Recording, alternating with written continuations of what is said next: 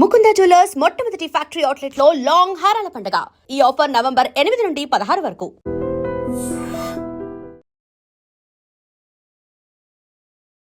Conversation Nellore అసలు ఏందా బియ్యా యాడుండేది నువ్వు?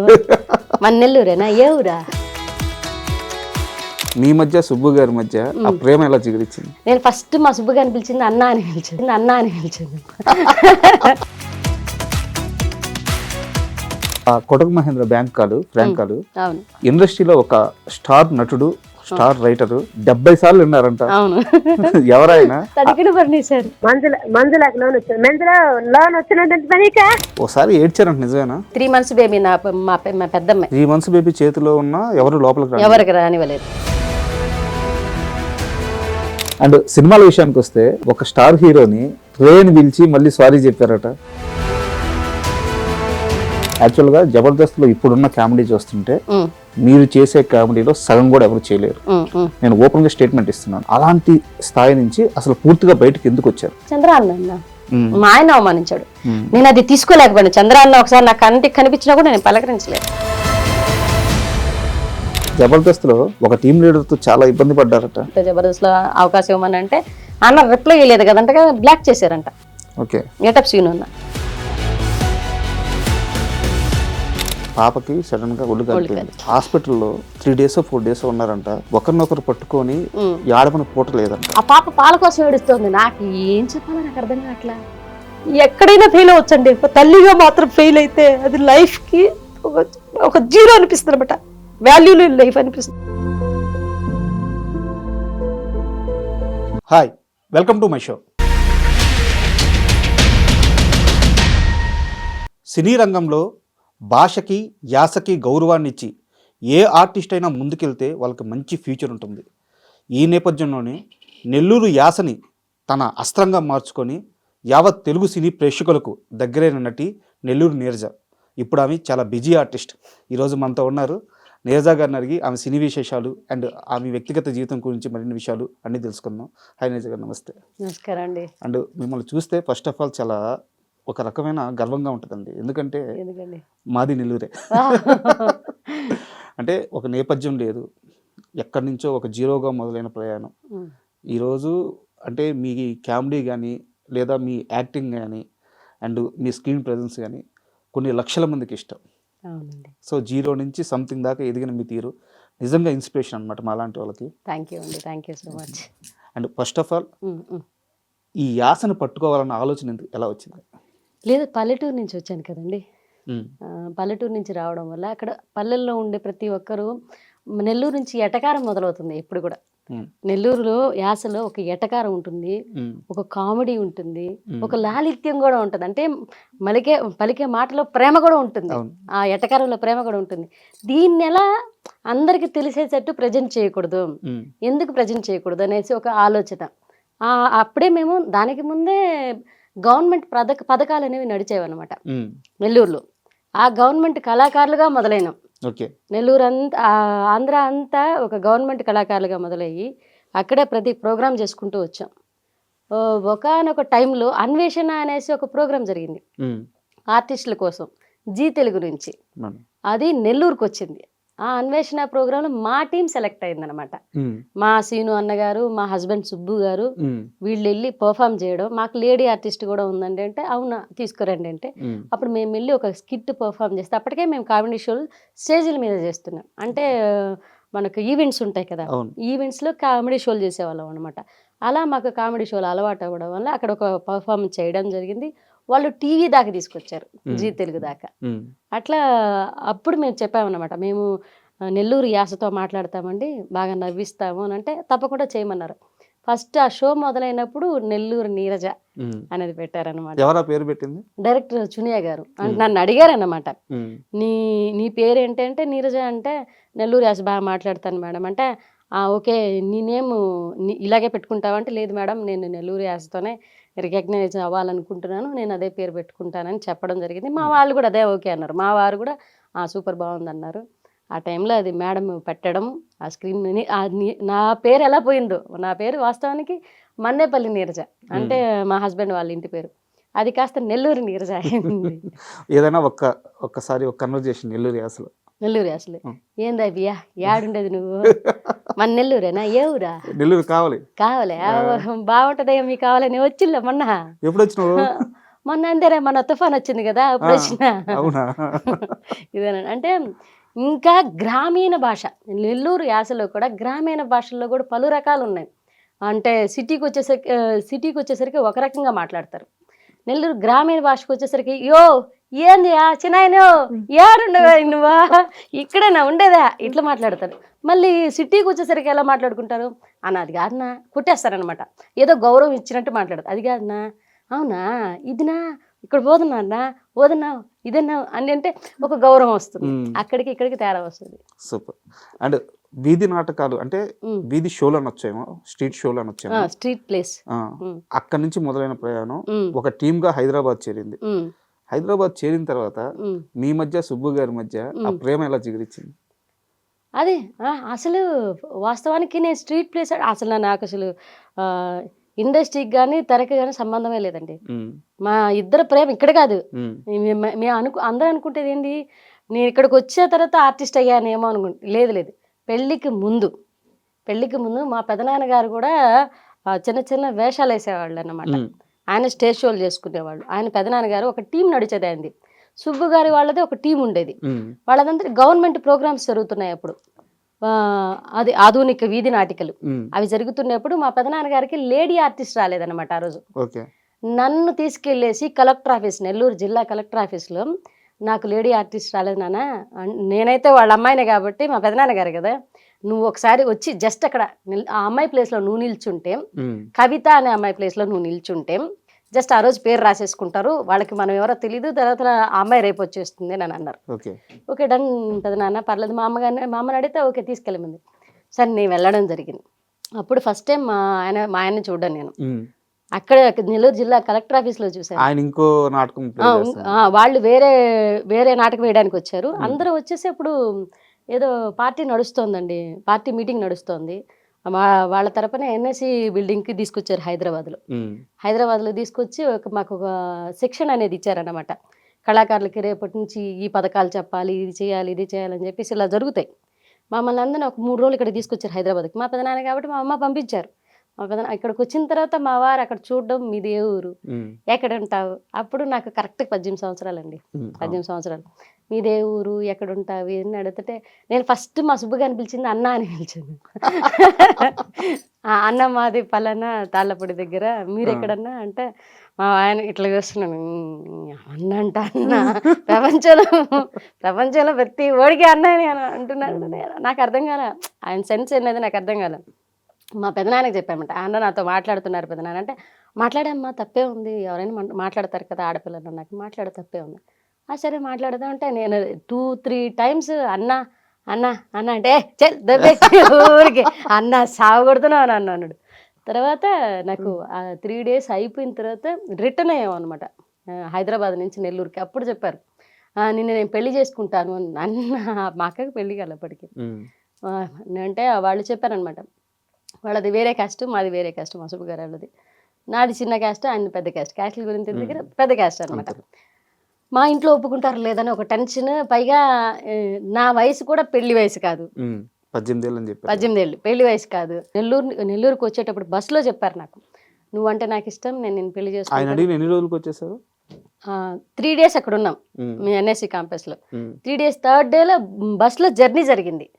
ఆ జర్నీలో చెప్పారన్నమాట, మా పెదనాన్నగారు నేను ఒక బస్ కూర్చో ఉన్నాము, అవతల సైడ్ సుబ్బు వాళ్ళ టీం కూర్చో ఉన్నారు. బస్సులో అంతా వరుసగా కూర్చో ఉంటే మేమిద్దరం ఒక సీట్లో, మా పెదనాన్న నేను, తర్వాత ఆపోజిట్లో వాళ్ళు ఉన్నారు. నా వంక చూడడం ఇంకా ఉంటుందిగా పురాణం అంతా, వంక చూడడం, నన్ను చూస్తున్నాడు ఈడెవడో, ఎందుకు చూస్తున్నారు, సరే ఈయనకి ఏదో నాకు అర్థమవుతుంది, చిన్న వయసు అయినా సరే తెలుస్తుంది కదా, నన్ను చూస్తున్నారు, ఈయనకి నేను నచ్చాను అండ్ మనకు నిజంగా పెళ్లి వయసు వచ్చిందా అంటే ఆ క్యూట్నెస్ అది బాగుంటుంది. అప్పుడు ఆ చూడడానికైనా వాళ్ళే నన్ను ఒక అబ్బాయి చూస్తున్నాడు, ఇదేంట్రా ఇది, ఈ అబ్బాయికి ఏం చెప్పాలి, ఎలా చెప్పాలా తెలీదు. సరే ఇంటికి వెళ్ళిపోయి నేను పెళ్లి చేసుకుంటాను, అదంతా అయ్యే మ్యాటర్ కాదులే, నాకు మా అక్కకే పెళ్లి కాలేదు, వద్దు నాకు చెప్పారనమాట. మా క్యాస్ట్ వేరే అంటే నా క్యాస్ట్ గురించి మా ఫ్రెండ్స్ని నా పక్కన చేసిన వాళ్ళంతా నా ఫ్రెండ్స్ ఉన్నారు, వాళ్ళంతా నా క్లాస్మేట్స్. వాళ్ళని అడిగి కనుక్కున్నారంట, ఈ అమ్మాయిది ఏ ఊరు, ఎక్కడ ఉంటుంది, ఏం చదువుకుంది, ఏ క్యాస్ట్, ఇదంతా అడిగారంట. అడిగితే వాళ్ళు వచ్చి నాకు చెప్పారు, నీ గురించి అడుగుతున్నారు, ఆ అన్న డీటెయిల్స్ అన్నీ అడిగాడంటే. నేను తర్వాత అడిగాను, ఎందుకు అప్పుడు కూడా నేను అంటున్నాను ఏమని, ఎందుకన్నా నా గురించి డీటెయిల్స్ అని. నాకు అప్పుడు అన్నే అన్నే లోపల వెటకారం ఉంది, వీడిని ఏడిపిద్దాము, నాకు తెలుస్తుంది, నాకు లైన్ వేస్తున్నాడని నాకు తెలుస్తుంది, బట్ ఏడిపిద్దాం, అవాయిడ్ చేద్దాం, చూద్దాం నిజంగా ఇది అట్రాక్షనా లేకపోతే ఇది లవ్వా, ఇది కన్ఫర్మ్ లేదు. ఆయన ప్రపోజ్ చేసిన ఎన్ని రోజులకు మీ మ్యారేజ్ జరిగింది? 1.5 month. 1.5 month. మీరు ఫిక్స్ అయిపోవడం, వచ్చేయడం, మ్యారేజ్ చేసుకోవడం. అసలు ఇక్కడ వరకు ఓకే, సరదాగా జరిగిపోయింది. ఒక చిన్న మధ్యతరగతి కుటుంబం, ఇంటి నుంచి బయటకు వచ్చారు, బిలో మధ్యతరగతి కన్నా బిలో మధ్యతరగతి, బిలో మిడిల్ క్లాస్. జోబిలో 13 రూపాయలు ఉన్న వ్యక్తిని ఎలా నమ్మి, ఏమి నమ్మి పెళ్లి చేసుకున్నారు? మిమ్మల్ని ఎలా నమ్మాలంటే ఎస్పీ శివధర్ రెడ్డి గారి దగ్గరికి నన్ను తీసుకెళ్లాడు. ప్రజెంట్ ఇప్పుడు ఆయన హైదరాబాద్కి వచ్చున్నారు. ఎస్పీ శివధర్ రెడ్డి గారు అక్కడ ఉన్నారనమాట. అప్పుడు నెల్లూరులో నడుస్తున్నారు, ఆయన ఎస్పీగా ఉన్నారు. ఆయన దగ్గరికి తీసుకెళ్ళి నేను అడిగిన క్వశ్చన్కి ఆయన చెప్పిన ఆన్సర్ ఏంటంటే, ఎస్పీ శివధర్ రెడ్డి గారి దగ్గరికి వెళ్తాం, పోలీస్ సంరక్షణలో నిన్ను పర్మిషన్ తీసుకుని నేను పెళ్లి చేసుకుంటాను, నీకు ఓకేనా అని అన్నాడు. నాకెందుకు, ఆడపిల్లలకు కావాల్సింది ఏంటి, సేఫ్టీ. ఈ ప్రపోజల్ మా అమ్మకి చెప్పాను అనమాట. ఇట్లా ఒక అబ్బాయి నన్ను ఇష్టపడుతున్నారంటే మా అమ్మ 2 పీకింది. అందరం తిట్టడం మొదలు పెట్టారు. మా మేనమామ వాళ్ళు ఇంటికి వచ్చారు, తిట్టారనమాట. మా మేనమామకి ఇంకో మేనమామకి కొడుకున్నారు. ఆ మామకి ఇచ్చి పెళ్లి చేద్దామని ఫిక్స్ అయ్యారు మెంటల్గా. ఆడికి కూడా తెలిసింది. ఆడి కూడా ఏంటంటే ఒక ఏరేవండి ప్రేమించింది ఈ పిల్ల, అప్పుడే ఈ పిల్ల వయసుకి ఈ పిల్ల ప్రేమ అంటే వీళ్ళందరి మంది నేనేం తప్పు చేస్తే తలంచుకుంటున్నాను. ఒక వ్యక్తిని ఇష్టపడడం కూడా తప్పేనా అంటే మనసుకి రేపు నేను అడిగిన మాటలు ఏంటంటే, మా అమ్మని రేపు నా మనసుకే తెలియని వ్యక్తిని తీసుకొచ్చి నా ముందు కూర్చోబెట్టి పెళ్లి చేసేసుకోమంటారు. ఆడు బాగా చూసుకుంటాడో లేదో తెలుసు. 1 monthలో నీకు మా అమ్మ అడిగింది కూడా, 1 monthలో నీకు ఆ అబ్బాయి గురించి ఏం తెలిస్తే, పోనీ రేపు నువ్వు చూపించే 2 నిమిషాల అబ్బాయి గురించి నాకేం తెలుస్తుంది, పోనీ నీకు తెలుసా అమ్మ? చాలా స్ట్రాంగ్గా ఉన్నారు. నేను స్ట్రాంగ్గా ఉన్నాను, నేను క్వశ్చన్స్ అడుగుతున్నా, ఆవిడ క్వశ్చన్స్ అడుగుతుంది. ఇలా కాదని చెప్పేసి మా అమ్మ ఏం చెప్పింది, ముందు అక్కకి పెళ్ళి అయిపోతే నీకు పెళ్లి చేయడమా, లేకపోతే ముందు ఈ పిల్లకి పెళ్లి చేద్దామని వాళ్ళు ఒక రకమైన డిస్కషన్ నడుస్తుంది. మా సుబ్బు గారికి చెప్పాను అనమాట, సుబ్బు ఇలా నడుస్తుంది అని చెప్పి. మా ఊర్లో అప్పుడు నాకు సెల్ ఫోన్ లేదు, ఇంట్లో ఫోన్స్ లేవు. ఊర్లో ఎస్టీడీ బూత్ ఉంది. ఎస్టీడీ బూత్కి వెళ్ళి నా ఫ్రెండ్ ఒక అమ్మాయి ఉండే, కృష్ణవేణి అనేసి, ఆమె ఆ ఊర్లోనే ఉంటుంది. ఆమెకి మ్యాటర్ అంతా చెప్పాను. ఆమె దగ్గర డబ్బులు తీసుకొని ఎస్టీడీ బూత్కి వెళ్ళి ఫోన్ చేసి మా సుబ్బు గారు ఒక ఫోన్ నెంబర్ ఇచ్చారు. ఆ నెంబర్కి చేస్తే వాళ్ళ ఇంటికి ల్యాండ్ లైన్కి పోతున్నది. ఆ ల్యాండ్ లైన్కి ఫోన్ చేసి స్వప్న అని చెప్పాను అనమాట నా పేరు. అంటే ఎత్తుకోవడం మా సుబ్బు గారికి కొన్ని పాయింట్స్ భలే నచ్చాను అనమాట నాకు. ఎత్తుకోవడమే వాళ్ళ అమ్మగారు ఎత్తారు ఫోను. ఎవరమ్మా అని అంటే, నేను స్వప్నని అని చెప్పాను. స్వప్నని అంటే, సుబ్బు గారితో మాట్లాడాలి, మొన్న నాకు ఈ నెంబర్ ఇచ్చారు, వాళ్ళ టీంలో చేశాను నేను అని అంటే, ఎత్తుకోవడం వాళ్ళ అమ్మ వెళ్ళిపోయారు. ఫోన్ ఇచ్చేసి సుబ్బు గారికి వాళ్ళ అమ్మ వెళ్ళిపోయారు. ఆయన ఎత్తుకోవడం చెప్పి నేను అంటాడు. అర్థమైపోయింది. అదేంటది అదేంటది నా పేరు, నేను స్వప్న అని చెప్పాను కదా, నీకు ఎలా తెలుసు అంటే, నేను లైఫ్లో ఇచ్చిన నంబర్ నీకేను, వేరే ఆడపిల్లకి లేదు. సో స్వప్న అనే పిల్ల నా టీంలో ఎవరూ చేయలేదు. నాకున్నది ఒకటే ల్యాండ్ లైన్ నెంబరు, అది నేనే నీకు ఇచ్చాను, నాకు గుర్తుందా నన్ను, మరి నువ్వు వేషాలకి నాకు చెప్పకనా ఉన్నాను. సరే చెప్పంటే ఇదంతా మ్యాటర్ చెప్పాను అనమాట. మా అమ్మ వాళ్ళు వేరే అతను చూస్తున్నారు అంటే, సరే నీ నిర్ణయం ఏంటి, వస్తే పెళ్లి చేసేసుకుంటా అన్నాడు. నువ్వు వస్తే నేను పెళ్లి చేసుకుంటా, మా అమ్మ పక్కన ఉంది, నేను బయటకు వచ్చి మాట్లాడతాను, ఇదే ఎస్టీడీ బూత్కి వచ్చి ఫోన్ చేస్తాను, ఫ్రెండ్ ఫోన్ నా దగ్గర ఫోన్ ఉంది, చిన్నది ఉంది వాళ్ళ దగ్గర. ఆ ఫోన్ నుంచి ఫోన్ చేశాడన్నమాట బయటకు వచ్చి. నేను అక్కడే నిల్చో ఉన్నాను. తను వెళ్ళి కూడా అప్పటికి 10 minutes అయిపోతుంది. నాకు ఫోన్ చేస్తాడా లేదా అని నాకు పక్కన టెన్షన్. ఎస్టీడీ బూత్లో ఉన్నాను నేను. మళ్ళీ రిటర్న్ కాల్ చేస్తే ఆ ఎస్టీడీ బూత్ ఆవితే మళ్ళీ నాకు ఇచ్చిందనమాట. ఇందాక చేసిన అన్న వాళ్ళకి, బయట వాళ్ళకి ఏం చెప్తాం, ఇందాక చేసిన అన్న చేశారు అంటే సరే మాట్లాడుకుంటున్నాం అనమాట. మళ్ళీ ఎక్కడ మ్యాటర్ తెలిస్తే మా అమ్మ దాకా వెళ్ళిపోద్దు, ఆపేస్తారని ఒక టెన్షన్ ఉండే. సరే ఫోన్ చేసి మాట్లాడితే, సరే అమ్మా నువ్వు బయలుదేరి వచ్చేసి నేను ఎస్పీ గారి దగ్గర తీసుకెళ్ళి నీకు సెక్యూర్గా ఉండేదానికోసం, నువ్వు నన్ను నమ్మేదానికోసం, సరే మీ అమ్మ అడిగిన క్వశ్చన్స్ అన్నీ కరెక్టే, ఆవిడ అడగడంలో తప్పే లేదు, నువ్వు రా, నేను పెళ్లి చేసుకుంటా. సరే తీసుకెళ్ళాడు. ఈ స్ట్రగుల్ పీరియడ్లో నాకు నమ్మకం కలిగింది అనమాట. ఇప్పుడు ఎన్ని సంవత్సరాలు అవుతుంది పెళ్ళి? 15 సంవత్సరాల పైన అయిపోయిందండి. ఇప్పుడు ఎలా ఉన్నారు మీ సుబ్బు? బాగున్నారు. మీ సుబ్బులాగే ఉన్నారా? ఏం చేంజెస్ రాలేదా? వచ్చాయి, కానీ వెంటనే అంటే తన చేంజెస్ ఎలా ఉంటాయని, షార్ట్ టెంపర్. ఈ ఆర్థిక ఇబ్బందులు ఇవన్నీ చూసుకుంటూ ఈ బాధ్యతల వల్ల, ఇద్దరు ఆడపిల్లల వల్ల అప్పుడప్పుడు కోపడతారు, గొడవలు జరుగుతాయి. ఆయన ఎంత గొడవలు జరిగినా నా సర్వెంటింగ్ తిరుగుతూ ఉంటాడనమాట. నన్ను వదిలిపెట్టిపోడు, నా సర్వెంటింగ్ తిరుగుతూ ఉంటాడు. మళ్ళీ 2 రోజులు మాట్లాడుకుంటుంటే ఏంటే నువ్వు ఏదో గొడవలో ఏదో అన్నాను వదిలేసి అంటే నాకు అర్థమవుతుంటుంది. సో మనకున్న స్ట్రగుల్స్ వల్ల, ఆర్థిక ఇబ్బందుల వల్ల వచ్చే గొడవలు, ఆర్థిక ఇబ్బందుల్లో వచ్చిన గొడవలు కానీ మా ఇద్దరి మధ్యన వచ్చిన గొడవలు లేవన్నమాట. ఈ ఆర్థిక ఇబ్బందుల వల్ల వచ్చిన గొడవలు, అప్పులు ఎందుకు నేను చెప్పినప్పుడు విన్నావా నాన్న, నువ్వు తీసుకుంటావు వాళ్ళ దగ్గర, ఎందుకు అంతంత వడ్డీలంటే తీసుకుంటావు, నా మాట విన్నావా, అది ఇది పడ్డాం, బాగానే పడ్డాయి. కానీ మళ్ళీ కంబ్యాక్ వస్తానమాట. లైఫ్ అంతా సెట్ అయిన తర్వాత ఎప్పుడైతే మీరు ఇక్కడ జీ తెలుగుకి ఎంట్రీ ఇచ్చారో, కామెడీ క్లబ్ యాక్చువల్గా జబర్దస్త్ కంటే ముందు స్టార్ట్ అయిన షో అది. అవును అవును, చాలా సక్సెస్ కూడా అయింది. అవును. బట్ ఎందుకు ఆగిపోవాల్సి వచ్చింది? అంటే వాళ్ళు 16 ఎపిసోడ్స్ చేశారండి. 16 ఎపిసోడ్స్ 18 ఎపిసోడ్స్ చేశారు. లైవ్లో మ్యూజిక్, అక్కడ ఉన్న ఎడిటింగ్ కూడా లైవ్లోనే. అంటే మనం ఇక్కడ ఎపిసోడ్స్ చేసేసిన తర్వాత ఎడిటింగ్ తీసుకెళ్ళి దాన్ని టెలికాస్ట్ ఇదంతా లేదు. ఆవిడ చునియా గారు అనేసి బాస్ సినిమా డైరెక్టర్ అనమాట ఆవిడ. మాకు ఆ షో చేసిన ఆవిడ లైవ్లో ఎడిటింగ్ పెట్టించారు. పెద్ద పెద్ద ఇప్పుడు సీరియల్ ఫామ్ అవుతున్న వాళ్ళని చేత, తర్వాత సినిమాల్లో బాగా ఎక్కువ ఫామ్ అయిన వాళ్ళని తీసుకొచ్చి పోటీగా పెట్టి, మా నెల్లూరు వాళ్ళని పోటీగా పెట్టి చేశారనమాట. కానీ ఆవిడ లేడీ కదా, వాళ్ళ స్ట్రగుల్ ఏంటో మాకైతే అర్థం కానీ 16 ఎపిసోడ్ తర్వాత ఆపేశారు, షోనే ఆపేశారు. ఆవిడ కూడా ఏంటంటే తొక్కేసే వాళ్ళు ఉంటారు, ఈ షో కాకపోతే ఇంకో షో ఎదుగుతా నేను, ఇది కాకపోతే ఇంకోటి ఇస్తా నేను. బాధేసిందా 16 ఎపిసోడ్లు?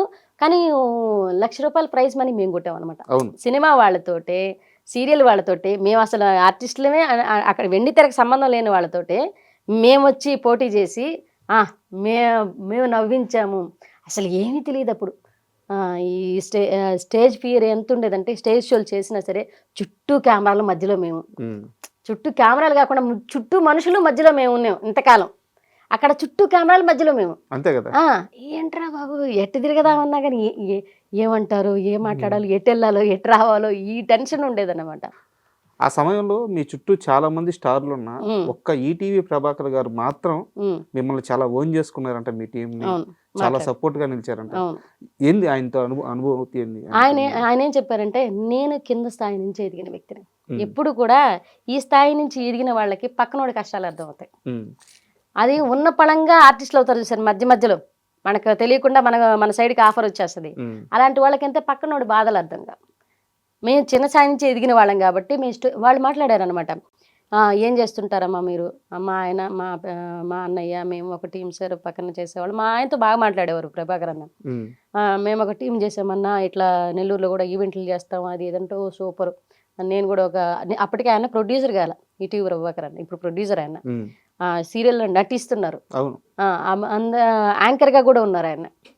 ఇట్లా మాట్లాడి, నేను ఒక యాంకర్ని, అంటే నేను మిమ్మల్ని సీరియల్లో చూశాను సార్ అంటే, మంచిదమ్మా, అవునా, బాగా చేశానా, నేను బాగున్నానా, ఇక్కడికి ఏమైనా సంబంధం ఉందా, మారిపోయానా, మీరు బాగున్నారన్నా అంటే అందరితో మాట్లాడారనమాట. బట్ లేడీ ఆర్టిస్టులు ఎవరు కూడా నన్ను దగ్గర తీసుకోవడం కానీ, నాతో ఫ్రీగా మాట్లాడడం కానీ, ఫ్రీగా మూవ్ అవ్వడం కానీ ఎవరు జరగలేదండి, ఎవరు జరగల.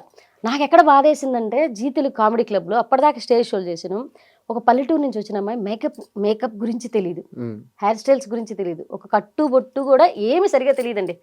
కెమెరా ముందు కెమెరా ఫియర్ తప్పితే కెమెరా ముందు ఎలా ఉండాలో, నడుచుకోవాలో కూడా తెలియదు. అలాంటి అమ్మాయి వాళ్ళ మధ్యన నిలబడింది అనేసరికి వాళ్ళల్లో ఒక రకమైన, అంటే ఈమెను మనకి ఎందుకు సపోర్ట్ చేయాలి వై అన్న క్వశ్చన్ మార్క్ ఉంది వాళ్ళలో. అంటే సారీ టు ఇంటరప్ట్ యు, ఓసారి ఏడ్చారంట, నిజమేనా? అవును, ఏడ్చేశారట. అవును.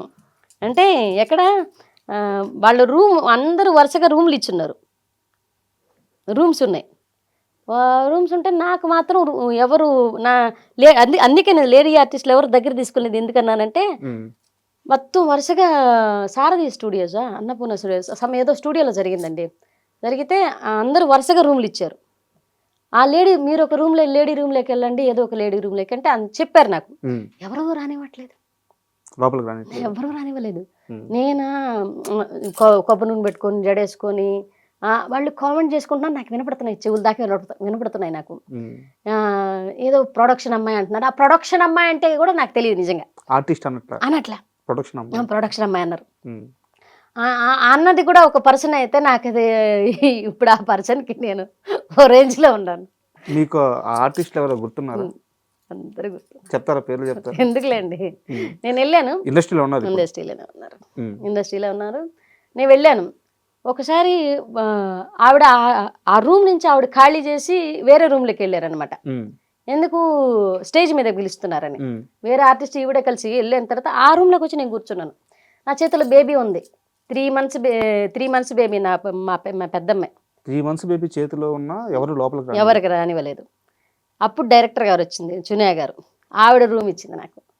డైరెక్టర్ గారు రూమ్ ఇచ్చి కూర్చోబెట్టింది. కూర్చోబెట్టిన తర్వాత వాళ్ళ రూమ్ ఆవిడ రెడీ అయిపోయి వెళ్ళిపోతూ, నాన్న నువ్వు నాన్న అని మాట్లాడింది ఆవిడ. నన్ను హగ్ చేసుకొని, నువ్వు పెద్ద ఆర్టిస్ట్ అవుతావు, రాసి పెట్టుకోమని చెప్పింది. నువ్వు పెద్ద ఆర్టిస్ట్ అవుతావు, దేనికి భయపడకు, దేనికి సిగ్గుపడకు, నీకున్న యాక్టింగ్ని అక్కడ చూపించు. మనం ఎదిగే కొద్దీ అన్ని మన సరౌండింగ్స్ మారుతాయి, మనం మారుతాం, అన్నీ మారుతాయి. కానీ ఈరోజు నువ్వు ఎదిగినప్పుడు ఎలా ఉన్నావో రేపు కూడా అలాగే ఉండాలని చెప్పింది. నాకు ఒక బ్రెయిన్ వాష్ చేసి ఆవిడ కూర్చోబెట్టింది అనమాట. నేను ఏడుస్తుంటే, ఎందుకు ఏడుస్తున్నాం, వాళ్ళు ఎవరు రానిలేదు మేడం, వాళ్ళు ఎవరు కూర్చొనివ్వట్లేదు మేడం అని అంటే, దేనికి, నా రూమ్ ఉందిరా, నేను వాళ్ళు ఆర్టిస్టులు, నేను డైరెక్టర్ని, మిమ్మల్ని డైరెక్ట్ చేస్తాను, నా రూమ్లో వచ్చి కూర్చో. ఆయన చైరేసి కూర్చోబెట్టింది. కాసేపు కూర్చున్నాను. ఫీడింగ్ బేబీ మా పాప. ఆ పాపను ఎత్తుకొని తను డైరెక్షన్ చేయడానికి వెళ్ళిపోయారు. ఆ తర్వాత ఈవిడ రూమ్ నాకు ఇక్కడే మొత్తం కెమెరాలు ఏదేదో ఉన్నాయి అక్కడ. నాకు ఈవిడ రూమ్లో కూర్చోవాలంటే ఒక రకమైన టెన్షన్ వస్తుందన్నమాట. మేము డైరెక్టర్ కదా, మనం ఎంత కూర్చోబెట్టినా నాకు కూర్చోడానికి అవ్వట్లేదు. పక్కన ఆర్టిస్ట్ రూమ్ ఖాళీగా ఉంది. నేను వెళ్ళి ఆ ఆర్టిస్ట్ రూమ్లో కూర్చున్నాను. నన్ను చూసి ఆర్టిస్ట్ ఏంటంటే, ఎందుకు ఈ ఒక రూమ్ ఒక రకమైన వాసన వస్తుంది అనింది. మీరున్నారని నాకు అర్థం కాదు, సెన్స్ అర్థం కాలే. నాకు అర్థం కాక, నాకు తెలియదు మేడం అంటే, వాష్రూమ్ యూజ్ చేసేవారా మీరు అని. లేదు మేడం, ఇప్పుడే వచ్చాను డైరెక్టర్ గారు రూమ్లో. డైరెక్టర్ గారు రూమ్లోకి ఎందుకు వెళ్ళేవో అని. నాకు అసలు ఈమె ఏం మాట్లాడుతుంది, ఎందుకు ఇలా మాట్లాడుతుంది నాకు అర్థం కావట్లే. అప్పుడు ఆమె మాట్లాడేటప్పుడు నేను మధ్యలోంచి బయటకు వచ్చేసాను. డైరెక్టర్ గారి దగ్గరికి వెళ్ళిపోయాను. ఇంకా నేను ఏ రూమ్ దగ్గరికి పోలే, నేను రెడీ అయి ఉన్నాను. జస్ట్ మాకు అప్పుడు మేకప్ చేయట్లేదు, మా own costume, own hair style, నేనే జడేసుకొని ఒక చిన్న ముడి పెట్టుకొని శారీ కట్టేసుకున్నాను. ఫస్ట్ డే అది, డే 1 అనమాట. డే 2కి డైరెక్టర్ గారు రూమ్లో ఉన్నాను. ఆమె షో అయిపోయేంత వరకు నా రూమ్ వదలదు. అక్కడ నుంచి మీరు ₹1,00,000 ప్రైజ్ మనీ గెలిచిన తర్వాత వీళ్ళందరి రియాక్షన్ ఏంటి? మామూలు రియాక్షన్స్ కదా, వాళ్ళు ఫోటోలు తీసుకున్నారు మీతో వచ్చి. కానీ నాకు ఆ వ్యక్తి సారీ చెప్పలేదు. సారీ చెప్పడం కానీ, కన్విన్స్ ఒక కలివిడిగా మాట్లాడడం కానీ ఏది చేయలేదన్నమాట. సర్లే నేను లైట్ తీసుకున్నాను. ఇప్పటికీ కలుస్తుంటారా? లేదు, ఎప్పుడు ఆ వ్యక్తి గుర్తుందో లేదో కూడా తెలియదు నాకు.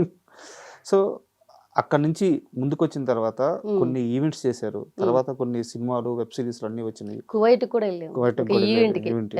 సో ఈవెంట్స్ అప్పుడు చాలా బాగా చేశారు. లైఫ్లో సెటిల్ అవుతున్నామంటే బాగా నమ్మకం వచ్చింది. ఒక ఇల్లు కట్టుకున్నారు, పిల్లలు పెద్ద అయ్యారు. అనుకోకుండా ఒక కష్టం, పాపకి సడన్ గా ఒళ్ళు కలిపింది. ఆ ఎపిసోడ్లో హాస్పిటల్లో 3 days 4 days ఉన్నారంట. ఒకరినొకరు పట్టుకొని ఏడమని పూట లేదంట. ఏం జరిగింది అసలు హాస్పిటల్? అసలు మా పెద్ద పాపకి ఒళ్ళు కాలింది సార్. ఆ ఒళ్ళు కాలినప్పుడు ఏంటంటే, ఎంత ఏజ్ అప్పుడు? LKG student. చిన్న పాప, అవును ఎల్కేజీ స్టూడెంట్. చిన్న పాపకి 2 years చిన్న పాప. పెద్ద పాప ఎల్కేజీ స్టూడెంట్. ఆమెకి ఒక 42% బండి అంటే మొత్తం ఒక కోడి చర్మం కదా ఊడిపోయింది. వేడి నీళ్ళు పడితే ఒక కోడికి వితిన్ సెకండ్ల చర్మం ఎలా ఊడిపోతుందో అలా ఊడిపోయింది. మొత్తం ఊడిపోయి ఆ బేబీ ఇలా చూసుకోగానే అమ్మాయి కోమాలోకి వెళ్ళిపోయింది. పక్కన వాళ్ళు ఏంటి చచ్చిపోయిందని చెప్తున్నారు. అది ఇంట్లో హాట్ వాటర్ పెట్టాం. ఏమన్నా గీజర్ ఉంటుంది కదా, ఈ 400 rupees గీజర్స్ ఉంటాయి, బకెట్లో పెడతాం. అది పెట్టేసి స్పాట్ డెడ్ అయి ఉండాల్సింది. కానీ భగవంతుడి ఏంటంటే స్పాట్ డెడ్ అవ్వాల. అది హీటర్ పెట్టేసి నేను స్విచ్ ఆన్ చేస్తున్నాను. మా సుబ్బు గారు బయట ఉన్నారు. చిన్న పిల్లలు, ఒక పాప ఫీడింగ్ పాప, ఈ పాప అప్పుడే ఎల్కేజీకి వెళ్తుంది. ఈ అమ్మాయిని రోజు స్నానానికి బతిమలాడితే కానీ స్నానానికి రాదు ఈ పాప. అలాంటిది ఆ రోజు నేను పిలవక తలకే బాత్రూంలోకి వెళ్ళింది. అది ముట్టుకోగానే షాక్ వచ్చింది. ఈమెం చేసి ఆ షాక్ వచ్చిన బట్టే కింద పడిపోయింది. ఆ కింద పడ్డంతో కాలు తన్నింది అనమాట బకెట్ని. ఆ నీళ్ళు వచ్చి మీద పడిపోయినాయి. ఇంకా ఎక్కువైంది అది. కానీ ఆ హీటర్ పక్కన పడిపోయింది. ఈ వాటర్ వచ్చి మీద పడిపోయినాయి. విత్ ఇన్ సెకండ్లో నేను పోయి ఆపడం జరిగింది. పాపను ఎత్తుకుని వెళ్ళి ఈ హాట్ బాగా కాగిన నీళ్ళ వల్ల మొత్తం ఊడిపోయింది చర్మం, స్కిన్ అంతా ఊడిపోయింది. స్కిన్ ఊడిపోయింది. ఆ పాప ఇలా చూసుకునేసరికి నాకు షాక్ కాదు. ఎట్లా అరిచానంటే నేను, మా వారు బయట ఉన్నారు, పరిగెత్తుకుంటూ వచ్చారు, మా మామగారు అందరూ ఉన్నారు. తీసుకొని ఆ పాపని నెల్లూరు టైం చూస్తే ఏమో 7:30, 8:30 ఆ టైంకి డాక్టర్ రవి గారు డ్రింక్ చేస్తున్నారు. నెల్లూరు చిన్నపిల్లల హాస్పిటల్ డ్రింక్ చేస్తున్నారు ఆయన.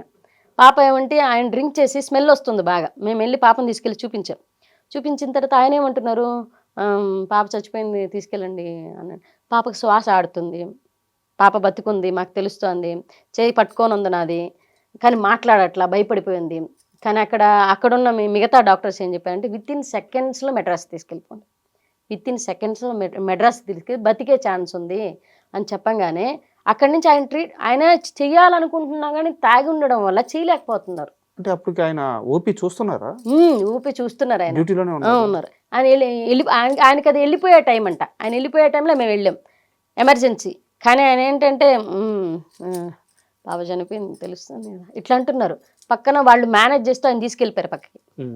ఆయన తీసుకెళ్ళిపోయిన తర్వాత ఇంకొక డాక్టర్ వచ్చి మాట్లాడి పాప బతికే ఛాన్సెస్ ఉంది, కానీ మీరు డబ్బులు పెట్టుకెళ్ళితే కంచికామహోటి హాస్పిటల్స్ ఉన్నాయి అవును మెడ్రాస్లో, అక్కడికి తీసుకెళ్ళమని చెప్పారు. మా దగ్గర డబ్బులు లేవు ఆ టైంలో, అప్పుడే ఇల్లు కట్టున్నాము, పూర్తయిపోయింది, చిల్లి కావలేదు డబ్బులు. ఏంట్రా బాబు ఈ పరిస్థితులు ఇలా ఉన్నాయని చెప్తే ఫ్రెండ్కి సేనన్న అయితే మాకు ఆ టైంలో డబ్బు సహాయం చాలా చేశాను. వడ్డీ లేదంతా పక్కన పెడితే డబ్బు సహాయం చేశారనమాట. సేనన్నకి ఫోన్ చేసి అన్న మా పాప ఇట్లా చావు బతుకుల్లో ఉందన్న అంటే ఆయన వచ్చేసారు హాస్పిటల్ దగ్గరికి. వచ్చి 2 లక్షలు చేతిలో పెట్టేసి తీసుకెళ్ళమని చెప్పారు. మాకైతే మేము ఎదిగేటప్పటి నుంచి, మేము ప్రేమించుకున్నప్పటి నుంచి మాకు సపోర్ట్గా నిలబడింది, ఈ రోజుకి సపోర్ట్గా ఉన్నది మా సేనన్నే, నెల్లూరు సేనన్న. వెళ్ళిపోయామన్నమాట. పాపను తీసుకెళ్ళిపోతే వాళ్ళు కాంచికామహోటి హాస్పిటల్లో 2 లక్షలు కట్టించుకొని లోపల పిలిచిన తర్వాత పాప తను చూసుకొని భయపడి కోమాలోకి వెళ్ళి చనిపోలే, కోమాలోకి వెళ్ళింది. పాప బయట రావడానికి ఈ ట్రీట్మెంట్ అంతా అయ్యేసరికి 22 రోజులు పడుతుంది. 22 రోజులు ఉండే హాస్పిటల్, 22 రోజులు ఐసీయూలోనే ఉన్నాం. ఐసీకి ఫర్ డే 8,000 అప్పట్లో 8,000 ఓన్లీ దాని రెంట్ మాత్రమే, ఓన్లీ రెంట్ మాత్రం 8,000.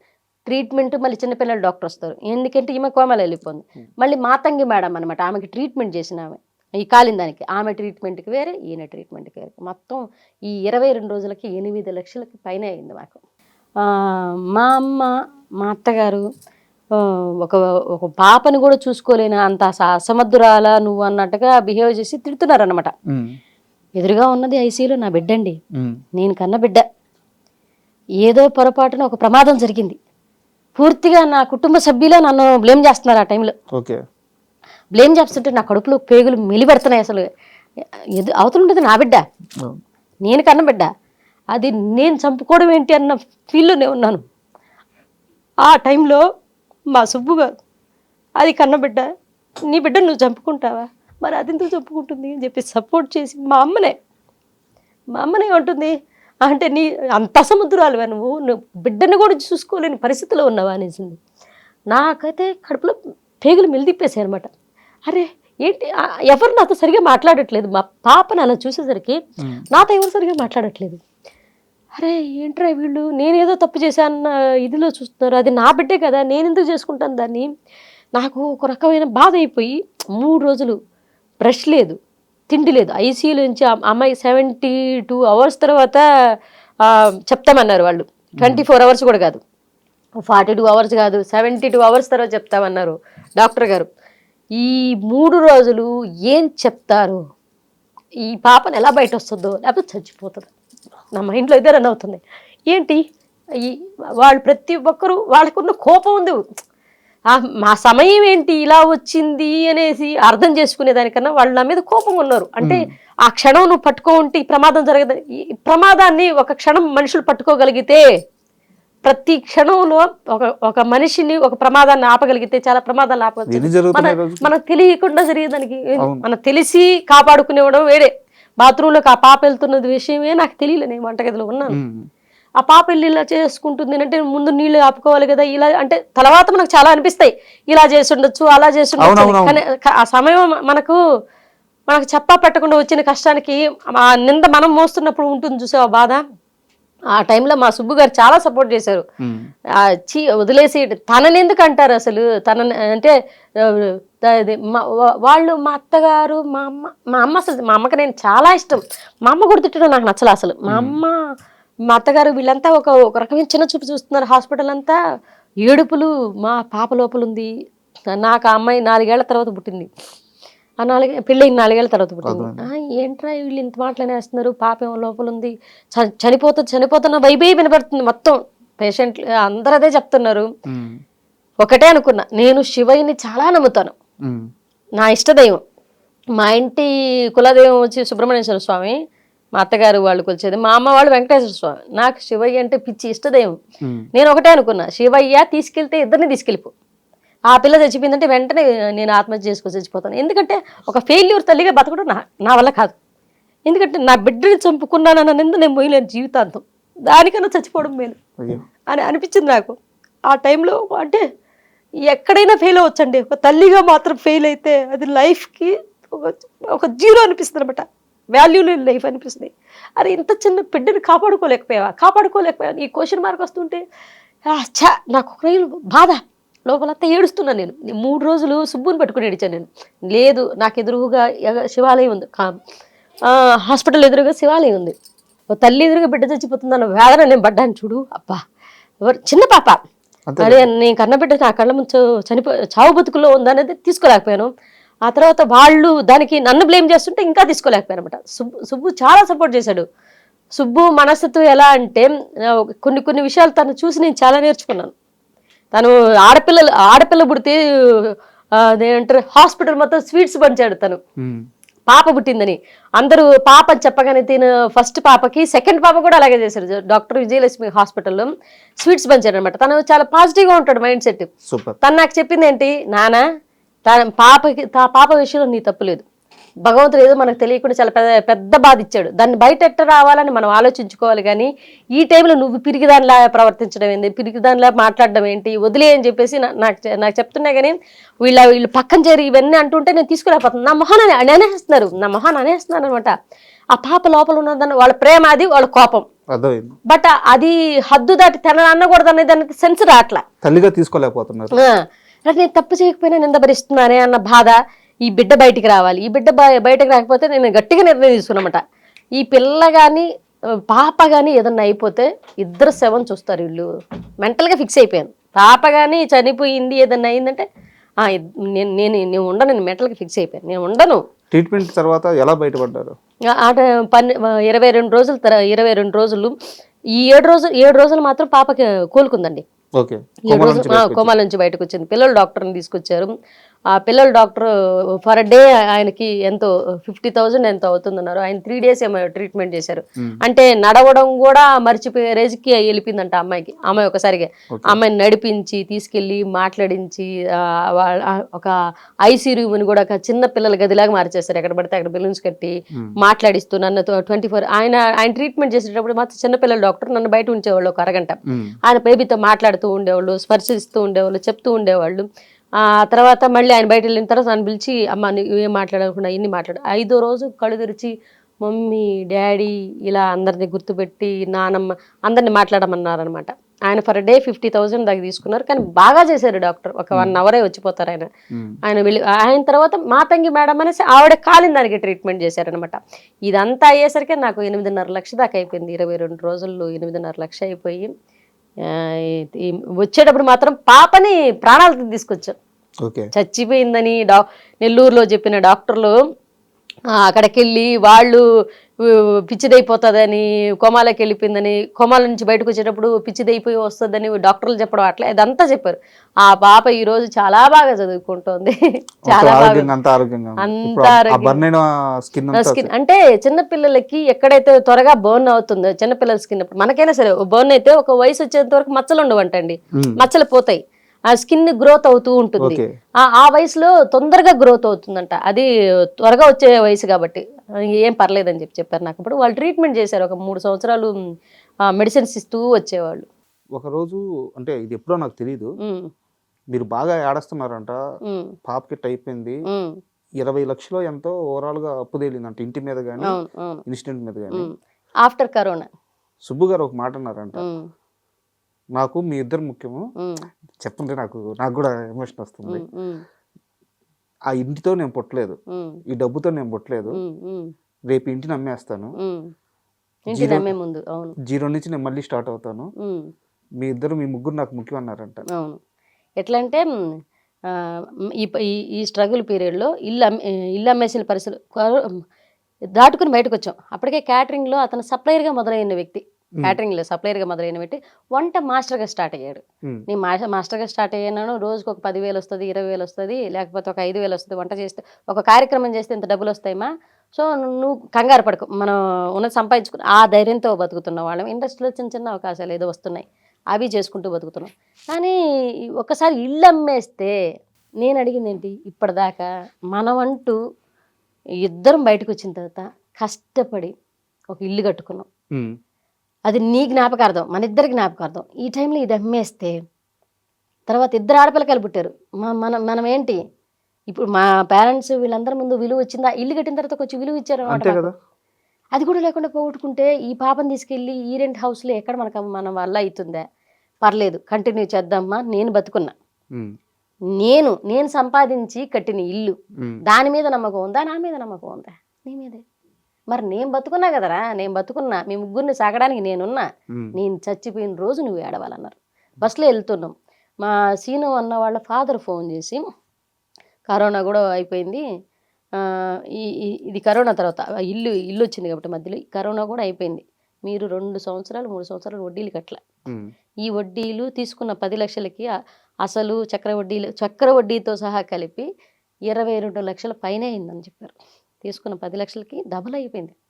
ఎక్కడి నుంచి ఆ డబుల్ అయిపోయింది అనగానే మేము అన్న వాళ్ళకి తెలిసి ఇల్లు కట్టున్నామని ఆ అన్నకే చెప్పామన్నమాట. అన్న మా దగ్గర ఉన్నది ఇల్లే, ఆ ఇల్లు అమ్మేసి నీ చేతిలో పెట్టేస్తాం, డబ్బు కావాలంటే వచ్చి తీసుకో అన్న అంటే ఓకే అన్నారు. వాళ్ళ ఫాదర్ అంటే వాళ్ళ డబ్బులు కూడా అండి, వాళ్ళు కూడా మనకు ఆర్థిక ఇబ్బందులు ఉన్నారు, అవతల సర్దుకుపోవడానంటే నువ్వు చెప్పిన మాట మీద నిలబడినట్టే ఆ టైంలో. అంతే కదా, వాళ్ళ డబ్బులు ఎంత స్నేహమైనా అండి. నేను ఆ సమయంలో బాధపడ్డాను, కానీ మా సుబ్బు గారు ఒక మాట అన్నారు, నీ స్నేహితుడే కదా, అసలు తీసుకోవచ్చు కదా, వడ్డీ మానేయచ్చు కదా. నేను ఒక మాట అన్నాను, అబద్ధం ఎందుకు చెప్పాలి, నేను ఆ మాట అంటే మా ఆయన ఏమన్నారు, కానీ నీకు అది ఆపద వచ్చిన రోజు నీ తల్లి కానీ నా తల్లిదండ్రులు కానీ ఎవరు రూపాయి చేతులు పెట్టలే, ఎవరు బయట నుంచి తీసుకొచ్చి ఇవ్వాల. వాళ్ళకి సర్కిల్ ఉంటుంది, వాళ్ళు బట్టే వాళ్ళకి లేని సర్కిల్, నీకు లేని సర్కిల్, మీ అమ్మకి లేని సర్కిల్, నాకు ఒక సర్కిల్ ఏర్పడి, నా ఫ్రెండ్ నేను ఏదో ఇస్తానని, పై డబ్బులు ఇస్తానో చిల్లర డబ్బులు ఇస్తానో ఆశపడి వాడు 2 లక్షలు తీసుకొచ్చి ఇచ్చాడు. అది దాకా మళ్ళీ ఇంకా చేతిలో పెట్టాడు. చేతిలో డబ్బులు పెట్టాడు కదా. మరి నా మీద నమ్మకం, నేను ఏదో ఇస్తానని ఆశ వాళ్ళు ఉంది కదా, ఆ ఆశని బతికించాల్సిన అవసరం నాకు చాలా ఉంది. నా ఫ్రెండ్ నన్ను ఈ మాట తప్పలేదని నేను నిరూపించుకోవాలి, నేను కట్టుకుంటా అన్నారు. ఆ ఇల్లు అమ్మేసి ఆ డబ్బులు కట్టేశారు. అది కూడా అది ఎంత 17 లక్షలకి ఏమో పోయింది, అంతే, అంతకు మించిపోలే. ఆడేమో 22 లక్షలు లేలుంది. ఎవరి మాట వినకుండా పెళ్లి చేసుకున్నారు. అంటే చాలా మందికి నెల్లూరు లాంటి ఒక టౌన్ నుంచి, ఒక జిల్లా నుంచి వస్తున్నప్పుడు ఈ ఇండస్ట్రీ మొహానికి రంగేసుకోవడం, దీన్ని కూడా చిన్నగా మాట్లాడతారు. చాలా వీటన్నిటికి తోడు కష్టపడి కట్టుకున్న ఇల్లు అమ్మేసుకున్నారు. చుట్టూ ఉన్న వాళ్ళు ఈ పిల్లకి కరెక్ట్గా కుదిరింది, కావాల్సినట్టు జరిగింది, ఇలా అవ్వాల్సిందే అని శాపనార్థాలు పెట్టిన వాళ్ళు, కుళ్ళుకున్న వాళ్ళు లేరా? తిట్టారు. ఎప్పుడు అంటే మా అమ్మాయినండి, నేను చెప్పిన మాట ఈ రోజుల్లో నాకు ఇష్టం లేకుండా పెళ్లి చేసుకున్నాం. ఆ తర్వాత ఆమెకి ఎదిగే కొద్దీ ఈ స్ట్రగుల్స్ అన్నీ అవతల వాళ్ళకి, మన పేరెంట్స్కి ఎప్పుడు ఈ స్ట్రగుల్స్ మనకేంటి, పడేవాడికి ఏంటంటే ఈ బాధలని తెలుసు, చూసేవాడికి ఇవి ఫెయిల్యూర్స్ అని తెలుసు. పడేవాడికి ఇవి బాధలు, చూసేవాడికి మాత్రం ఇవి ఫెయిల్యూర్స్. ఈ బాధలు దాటితే రాబోయేది సక్సెస్. కానీ ఈ బాధలు ఉన్న పీరియడ్ అంతా ఫెయిల్యూర్ లెక్క, అది ఫెయిల్యూర్ అని అర్థమవుతుంది, ఇది ఫెయిల్యూర్ అని అర్థం. కానీ ఇది వాస్తవానికి అది ఫెయిల్యూర్ కాదు, ఈ బాధలే రాటు తెలుస్తున్నాయి సక్సెస్ కోసం. ఎప్పుడు కూడా ఫెయిల్యూర్ని యాక్సెప్ట్ చేయనంత కాలం నువ్వు ఓడిపోనట్టే లెక్క. నాదేంటి నెక్స్ట్ ఏంటి, అవును ఇందులో పోయింది, నెక్స్ట్ ఇంకో పని చేసుకుంటాము, ఇంకో 10 రూపాయలు వస్తుంది అంటే, ఇప్పుడు వాళ్ళకి నచ్చిన వ్యక్తిని చేసుకున్నంత మాత్రాన నేను సక్సెస్ అయిపోయినట్టేనా? అతనికి బాధలు రావా? రేపు ఇదే బిడ్డ అక్కడ బుట్టి కాలిపోయి ఉండదా? మా ఇద్దరి మధ్య గొడవలు రావా? ఒక పర్సనే చేంజ్ అయ్యారు. అతని ఆర్థిక పరిస్థితులు బాగుండి ఉంటాయి, రేపు అతనికి యాక్సిడెంట్ జరగదా, నాకు యాక్సిడెంట్, బాధలు చెప్పేమన్నా వస్తాయా అండి? లేకపోతే నాకు డబ్బున్నోడికి రాను అని ఏమైనా రాసి ఎవరి పెట్టి చేతిలో ఉంటాయి? అంటే మీ పర్సనల్ లైఫ్ గురించి ఇంత డిస్కషన్ నేను ఎందుకు పెట్టాల్సి వచ్చిందంటే, నెల్లూరు నీరజ నవ్విసద్ది, కామెడీ చేసద్ది, ఈ యాంగిల్లో కూడా కేవలం కామెడీ చేసద్ది అని చెప్పి ఒక చిన్న చూపు ఉంది. లేదు ఒకసారి కామెడీ అనే కాదు, నేను ఈ మధ్య అది చెరిపేయాలనే కమిటీ కుర్రాళ్ళని సినిమా చేసి చాలా మంచి క్యారెక్టర్ చేశాను. క్యారెక్టర్ ఆర్టిస్ట్ గా షిఫ్ట్ అయ్యాను నేను కామెడీ ఎందుకు. సో అక్కడ సక్సెస్ అయ్యారు. బట్ నీరజ అంటే మీరు అనుకునే అతి సామాన్యమైన చిన్న స్థాయి కమెడియన్ కాదు. లైఫ్లో చాలా కష్టాలు దాటి, చాలా ఇబ్బందులు దాటి గట్టిగా నిలబడ్డ ఉమెన్, స్ట్రాంగ్ ఉమెన్ కూడా ఒకసారి సూసైడ్ అటెంప్ట్ కూడా చేశానండి నేను లైఫ్ లో. ఎందుకు అంటే మా సుబ్బు గారికి నాకు ఒకనొక స్ట్రగుల్ పీరియడ్ లో బాగా గొడవలు వచ్చేసాయి. ఆ పీరియడ్ లో బాగా గొడవలు వచ్చాయి.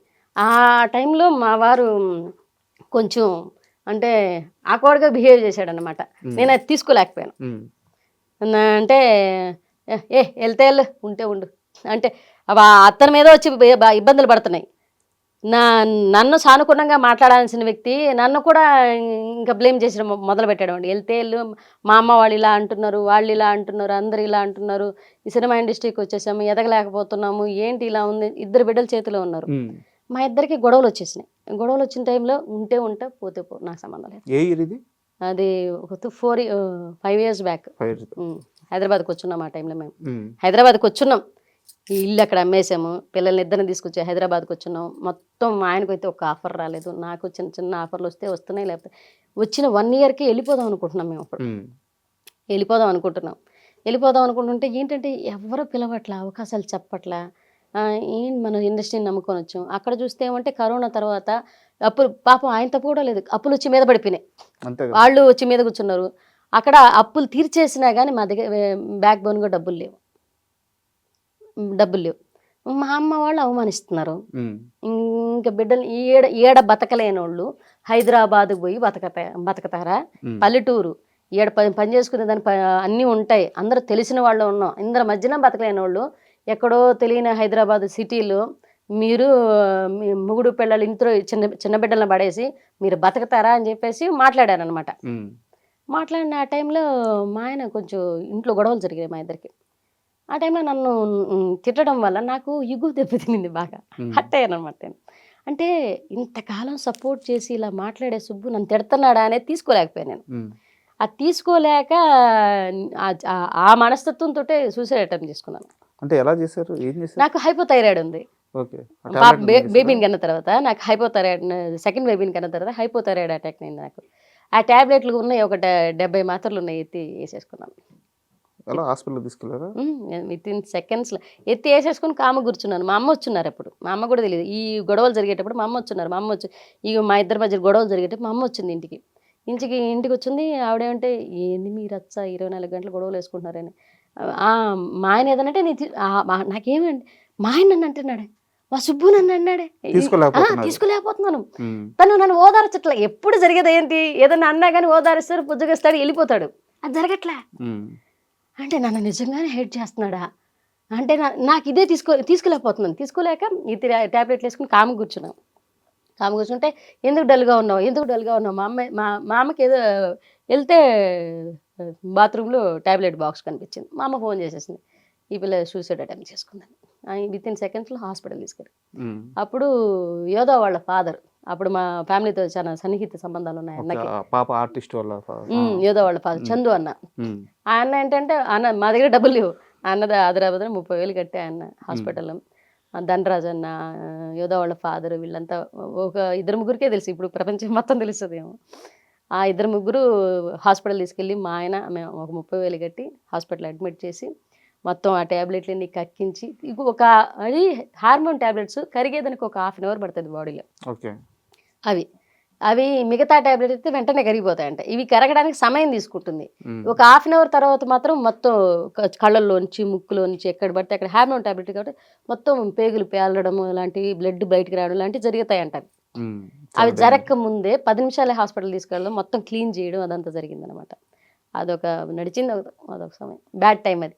సో ఈరోజు ఇప్పుడు ఒక సక్సెస్ పాత్రలో ఉన్నారు. ఆ రోజు ఆ డిసిషన్ తీసుకొని రాంగ్ నిర్ణయం ఒక ఆ డిసిషన్ వల్ల ఏమన్నా అయి ఉంటే ఈరోజు సక్సెస్ని చూసేవాళ్ళ. చూసేవాళ్ళం కదా. అంటే ఒక మనం అంటాం చూసా, మనం ఏదన్నా వచ్చినప్పుడు కరెక్ట్. ఎదుర్కోలేకపోవడం, ఆ సున్నితమైన మనస్సుతో ఉండడం వల్ల చావుని బేసేయడం. అంటే నాకు చావు దాకా వెళ్ళిన తర్వాత నాకు ఒకటి అనిపించిందండి, ఎప్పుడు కూడా మనం తీసుకునే నిర్ణయాలు క్షణిక ఆవేశం అనేది ఒకటి ఉంటుంది. ఆ క్షణిక ఆవేశాన్ని దాటలేకపోతే చాలా వాల్యుబుల్ లైఫ్ని కోల్పోతాం. క్షణిక ఆవేశాన్ని దాటలేకపోతే, మనకు వచ్చిన ఆవేశాన్నో కోపాన్నో దాన్ని దిగమింగుకోలేకపోతే చాలా వాల్యుబుల్ లైఫ్ పోతుంది అనమాట. తర్వాత నాకు అర్థమైంది, నేను బెడ్ ఎక్కిన తర్వాత నేనేమనుకున్నాను, శివయ్యానే బతికితే బాగుండు, శివయ్యానే బతికితే ఆవేశంలో చేసేసాను, ఆవేశంలో చేశాను. పిల్లలు ఇంత పెద్ద నా ఫీడింగ్ పాప, ఆ పాప పాల కోసం ఏడుస్తుంది. నాకు ఏం చెప్పాలో నాకు అర్థం కావట్లా. మా అమ్మ పక్కన కాళ్ళ దగ్గర కూర్చొని ఏడుస్తుంది. మా సుబ్బు మౌనంగా మా సుబ్బు కళ్ళల్లో ఎన్ని కనపడుతున్నాయి క్వశ్చన్ మార్కులు. ఏం చేస్తే ఇంత పెద్ద నిర్ణయం, ఎందుకు ఇంత పెద్ద పనిష్మెంట్? నాకు అడిగే నా దగ్గర బెడ్ దగ్గరికి వచ్చి నా తల ముట్టుకొని ఇంత పెద్ద పనిష్మెంటా అని అన్నాడు. నాకు అసలు నా మాటకి నా కళ్ళలో టక పడిపోయినాయి. ఇంత పెద్ద పనిష్మెంట్ అని అన్నాడు అంటే కరెక్టే కదా, ఇంత పెద్ద పనిష్మెంట్ ఎందుకు నీ సుబ్బుకి నన్ను అడిగాడు. అంటే నాకు అరే నేను తప్పు చేశాను, నేను బతకాలి అనుకుంటూనే ఉన్నాను. ఇట్లా బతికి ఆ 1.5 డే మాత్రం ఒక రకమైన, అంటే లేస్తే కూర్చుంటే లోపల నుంచి సెగొస్తుంది, కడుపులంతా పేగులంతా పొక్కిపోతున్న ఫీల్, చెవుల్లోంచి వేడిగా వచ్చేయడం, కళ్ళల్లోంచి నీళ్ళు గారిపోవడం. అప్పుడు ఎవరికి తెలియదు, ఎవరికి చెప్పుకోలేదనమాట నేను. ఈ ఆర్థిక ఇబ్బందులు, డబ్బులు లేవు మాకు అప్పుడు. అంత గొడవలు రాకపోవడం అంటే 5 రూపాయలు కూడా దొరకని పరిస్థితులు అండి. కరోనా తర్వాత డబ్బులు లేవు, డబ్బులు దొరకట్లేదు. ఈ పరిస్థితుల్లో హైదరాబాద్లో ఉన్నాము, ఎవరిని అడగలేకపోతాం. మాకు బాగా మొహమాటం, తెలియకుండా గొడవలు. తిండికి లేకపోయిన పరిస్థితులు కూడా మేము ఎవరిని అడగలేని పరిస్థితి. ఎవరిని అడగలేకపోతున్నాం, డబ్బులు ఏం అడుగుతాము? మా దగ్గర డబ్బులు లేవంటే ఎవడు సహాయం చేస్తాడో చేయడో చూస్తాడేమో, మమ్మల్ని అవమానిస్తారేమో. ఈ మొహమాటంతో ఎవరిని చేజాపి అడగలేక, అప్పులు కట్టేసి వచ్చి మళ్ళీ ఇంకో అప్పు చేయడానికి ధైర్యం చాలక, ఈ టైంలో తను నేను నువ్వు సంపాదించట్లేదు, నువ్వు పోతలేదు, మనకెందుకు ఇక్కడ, మనకొద్దు, ఇది ఈ రచ్చ పడుతూ ఉంది. ఈ టైంలో ఈ స్థాయికి వెళ్ళిపోయింది. నేను బార్డర్ దాటకుండా మాట్లాడితే తను బార్డర్ దాటి మాట్లాడాను అనమాట. మగాళ్ళు కదా, ఉంటుంది ఆ గొడవ పెద్దదయింది. ఆ గొడవ పెద్దదా, నేను ఇట్లా నేనే చచ్చిపోతానులే, నువ్వు హ్యాపీగా పిల్లలతో పడి ఉండు, నన్ను చేసుకుంటాను. ఆ టైంలో నేను చేసుకున్న రోజు నుంచి సస్తున్నాను నేను అన్నాడు. నేను చేసుకున్న రోజు నుంచి నాకు ఎక్కడుందో సుఖం నాకు. అప్పటి నుంచి ఆ టైం నాకు అది అలా నాకు అసలు మెలి తిప్పేసింది ఆ ఓడి. నాకు చేసుకున్న రోజు నుంచి నేను బాధలు పడుతూనే ఉన్నాను. నేనే రోజు సుఖపడ్డాను, నువ్వేనా? నేనే రోజు సుఖపడ్డాను. ఈ ఆర్థిక ఇబ్బందులని అవన్నీ నాకేమన్నా మీరు ఏమైనా కట్నాలు ఇచ్చారా, కానుకలు ఇచ్చారా, పడింది ఆ టైంలో. అవన్నీ తీసుకోలేకపోయాను నేను. మరి ఎందుకు ఇష్టపడింది పెళ్లి చేసుకున్నావు ఆ టైంలో? మరి నన్ను పెళ్లి నీకు డబ్బు ఉన్న అమ్మాయిని తీసుకొచ్చేసుకోవచ్చు కదా, నేను కూడా వేసుకున్నా. ఇంకా వస్తుంటాయి అలా వెళ్ళిపోయింది. అంటే నెల్లూరు నేర్జాత ఇంటర్వ్యూ అంటే ఎవరైనా ఏం ఎక్స్పెక్ట్ చేస్తారంటే, కామెడీ ఎక్స్పెక్ట్ చేస్తారు, సరదాగా నవ్వుకుందాం అని చెప్పి ఇంటర్వ్యూ ఓపెన్ చేస్తారు. తెలియకుండా నవ్వించి నా వెనకాల ఇంత ఉందని తెలుసుకుంటారు. తెలియకుండా చాలా ఎమోషనల్గా వెళ్ళిపోయింది ఇంటర్వ్యూ. మనం చిన్న పాజ్ ఇచ్చి ఒక్కసారి మనం నెల్లూరు నేర్జ ఆ కొటక్ మహేంద్ర ఫ్రాంక్ కాలు ఇండస్ట్రీలో ఒక స్టార్ నటుడు, స్టార్ రైటరు 70 సార్లు విన్నారంట. ఎవరైనా తనిఖీలు భరణీశారు. మాకు కరోనా టైంలో శేషు జబర్దస్త్ శేషు ఉన్నారు, అన్న ఫోన్ చేశారు. మేము అది కరోనా టైంలో మేమిద్దరం ఖాళీగా కూర్చొని, అన్న ఒక కామెడీగా సరదాగా అనుకుంటున్నాం, స్క్రిప్ట్ కూడా రాసుకోలేదు అది. తను నా మాటల మధ్య నడుస్తుంది. అది నడుస్తూ నేను ఒక ఫ్రాంక్ కాల్ చేస్తానే, నువ్వు ఒక మాట్లాడుకుందాం, మనం ఒక జనరల్గా ఒక వినడానికి ఒక ఆడియో చేసుకుందాం అనేది ఒకటి వచ్చిందనమాట. సరే ఏం చేద్దాం, నేను బ్యాంక్ కాల్ చేసినట్టు, ఎందుకు ఆ రోజు ఏదో టీవీలో చూసాం, దీన్ని ఫన్నీగా చేస్తే ఎలా ఉంటుంది అని ఒక ఆలోచనతోటే తన రైటింగ్ ఏమో అనుకోలేదు. అక్కడ ఆ కన్వర్జేషన్ జరుపుకున్న ఒక 10 నిమిషాలు ఇలా మాట్లాడుకుందామని. తను వెళ్ళి మాట్లాడిన దానికి నేను బయట అవును, నేను ఇంట్లో ఉన్నా, తన ఇంటి వాకిటి బయట ఉన్నారు. అంతే గ్యాప్లోనే మాట్లాడుకున్నాం. ఫోన్ చేసి నేను కొటక్ మహేంద్ర నుంచి మాట్లాడుతున్నానండి, ఎవరే మాట్లాడేదని చెప్పి మేము ఇద్దరు మాట్లాడుకున్నాం. ఎవరే మాట్లాడేదా, ఇది మహేంద్ర వెంకటరమో మహేంద్ర గడి కొట్టినారట అనేసి చేసామన్నమాట. పవన్ కార్డా పవన్ కార్డు నా కార్డు ఎందుకుంటుందే, పాన్ కార్డు అని అడుగుతారు సుబ్బు. పాన్ కార్డు కావాలని అంటే పవన్ కార్డు నా కార్డు ఎందుకుంటుందే, పవన్ కార్డే ఉంటుంది అని చెప్తానమాట. నాన్స్ ఇంకంతా అది చేసినప్పుడు 70 సార్లు శేషు అన్న ఫోన్ చేశారు. ఇది అయిపోయి మేము సునీయ గారికి పంపించామన్నమాట ఈ ఆడియోని. డైరెక్టర్ సునీయ గారు పంపించి, మేడం ఇది ఎలా ఉంది అని అడిగా. మాకు విన్న తర్వాత బాగా, మేము రికార్డ్ చేసుకుని విన్న తర్వాత బాగా అనిపించింది. మేము ఫస్ట్ ఏదైనా ఉన్నా సరే ఆవిడకి పంపించామన్నమాట. మేడం ఎలా ఉందని. ఆవిడ మామూలుగానే అవ్వలేదు. ఆవిడ జస్ట్ డైరెక్టర్ గ్రూప్లో ఫార్వర్డ్ చేశారంట. అది అక్కడి నుంచి వెళ్ళింది. మాకు అప్పుడు యూట్యూబ్ ఛానల్ లేదు, అందులో పెట్టాలన్న ఇది తెలియదు, ఏం తెలియదు. జస్ట్ ఒక ఫోన్ కన్వర్జేషన్ మా మేడంకి పంపించాం. ఆవిడ బయటకు పంపించింది దాన్ని ఇంకా యూట్యూబ్లోకి లాగారు, అక్కడ లాగారు, ఇక్కడ లాగారు, రకరకాలుగా వాడారు దాన్ని. భయంకరమైన మీమ్స్ అయింది అది. అది ఒక 1 ఇయర్ తర్వాత కరోనా అయిపోయింది, ఇంకా లాక్డౌన్స్ అంతా ఎత్తేసారు. అప్పుడు శేషు అన్న ఫోన్ చేసి, అరే మీకు ఒక సర్ప్రైజ్ రా, మీరు ఆడియో కాల్ ఒకటి చేశారు. షేకింగ్ శేషు గారు ఫోన్ చేసి, అరే మీకు ఒక సర్ప్రైజ్ రా అన్న. ఏంట్రా సర్ప్రైజ్ అన్న, చెప్పండి అన్న అంటే, మీరు మొగుడు పిల్లలిద్దరూ నేను ఒక లొకేషన్ పంపిస్తాను, డబ్బింగ్ స్టూడియో, అక్కడికి వచ్చేసేయండి అన్న. ఇక్కడ గణపతి కాంప్లెక్స్ దగ్గర. సరే మీ ఇద్దరం ఎట్లున్నా అట్లా వెళ్ళిపోయి నిల్చోను. లోపల నుంచి ఒక పెద్ద వ్యక్తి వస్తున్నారు బయట అంటే, తనిఖీల భరణి గారు. ఫస్ట్ టైం లైవ్లో ఆయన చూడడం, నేను అప్పటిదాకా ఆయన చూడడం కూడా లే. సార్ బయటకు రాగానే కాళ్ళకి నమస్కారం చేసుకుని, సార్ అంటే ఎవరు అని అన్నారు ఆయన. ఈ అన్న ఎందుకు తీసుకొచ్చాడో తెలియదు, మాకు అసలు విషయం తెలియదు, ఆయనకి తెలియదు. శేషి గారు అంటే, చెప్పరా అన్నాడు శేషి అన్నని. తనిఖీల భరణి రే ఎవర్రా చెప్పరా బాబు అంటే, సరే సార్ మీరు 70 సార్లు విన్నా, కారులో వచ్చేటప్పుడు చెప్పారు కదా, కారులో ఈ అన్నతో చెప్పారంట. నేను ఒక ఆడియో వింటూ ఇది 70 సార్లు విన్నా శేషు నేను. నాకు ఎంత ముచ్చటేసిందంటే, నాన్ సింక్లో మాట్లాడతారు వీళ్ళు, ఎంత బాగా మాట్లాడంటే, ఆడ మొగుడుకు వెళ్ళాలండి నాకు తెలుసు, మన జబర్దస్త్లో కూడా చేశారు, నా టీంలో కూడా చేశారు, ఆ అబ్బాయి కూడా, అమ్మాయి వాళ్ళు వేరే టీవీలో కూడా చేస్తారని చెప్తే అవునా నవ్వారంట. ఆయనకు సర్ప్రైజ్ ఇద్దామని మమ్మల్ని తీసుకెళ్ళాడు, మాకు కూడా సర్ప్రైజ్, అది బిగ్ సర్ప్రైజ్. అంతే కదా. మేము మాట్లాడిన తర్వాత ఓ సూపర్ అమ్మా రా అని అన్నారు. వెళ్ళిన తర్వాత ఆయన పట్టుకొని మా ఆయన నన్ను బంగారం ఇద్దరు ఎంత బాగా చేశారు రా, ఎప్పుడో ఫ్యూచర్లో ఒక అవకాశం ఇస్తాను ఉండండి అని అన్నారు. అంతే అని అన్నారు. Thank you so much sir. అది చాలు, ఆయన కలవడం చాలు. ఒక ఆడియోకి అంతకు మించిన అవార్డు నాకు అవసరం లేదనిపించింది ఆ టైంలో. ఆయన లైవ్లో సరే నేను ఇక్కడ కూర్చుంటా, మీ ఇద్దరు ఆడు చేయండి ఇంత అని అన్నారు. నేను మీ ఇద్దరు చేసామన్నమాట. వాడు సూపర్ అయ్యా, భలే చేశారయ్యా, ఆయన యాటిట్యూడ్ భలే వచ్చింది నాకైతే. ఆయన రాయని కామెడీ కాదు, ఆయనకి తెలియదు. ఒక కవికి, ఇండస్ట్రీలో ఒక సీనియర్ యాక్టర్కి మన కామెడీ నచ్చి పిలవడం అనేది అంతకు మించిన అవార్డు ఏంటండి చెప్పండి. నాకు అది ఆ టైంలో చాలా బిగ్ అచీవ్మెంట్ అనిపించింది. నవ్వి మీ ఇద్దరు ఒక ఫోటో దిగి పక్కన కూడా పెట్టుకున్నాం అనమాట. అట్లా జరిగింది. అంటే అక్కడి నుంచి కట్ చేస్తే చాలా వెబ్ సిరీస్లో యాక్ట్ చేశారు. సో అంటే స్టేజ్ షోలకు కానీ, టెలివిజన్ షోలకు కానీ, ఇక్కడ మనకి వెబ్ సిరీస్లకు వచ్చేలేకే ఆ యాక్టింగ్ తీరు మారిపోద్ది, చాలా తేడా ఉంటుంది. ఎలా మెర్జ్ అవ్వగలిగారు? ఒకటండి, నాకు ఈ కామెడీ షోలు ఇవి అంటే, ఫస్ట్ ఆఫ్ ఆల్ నేను ఇక్కడ యాక్టింగ్, చాలామంది అంటారు అసలు మీరు యాక్టరే కాదు, నేను మా కుటుంబ సభ్యులు కానీ నేను ఎవరు యాక్టర్స్ లేరు. మాకు అసలు మా పెదనాన్న గారు అంటే ఆయన జానపద కళాకారుని, ఆయన సాంగ్స్ పాడుకునేవాడు. కానీ ఏ ఇండస్ట్రీకి సంబంధం లేకుండా వచ్చి యాక్టింగ్ ఎక్కడా నేర్చుకోకుండా జనాల్ని మెప్పించడం, అందులో కమెడీనిగా స్టార్ట్ అవ్వడం, అన్ని నవరసాలు అన్నీ చేయగలడం ఒక ఎత్తు అయితే, కామెడీ చేయడం అనేది పూర్తి కామెడీ చేసేవాళ్ళు మిగతా ఏ క్యారెక్టర్ అయినా చేయగలరండి.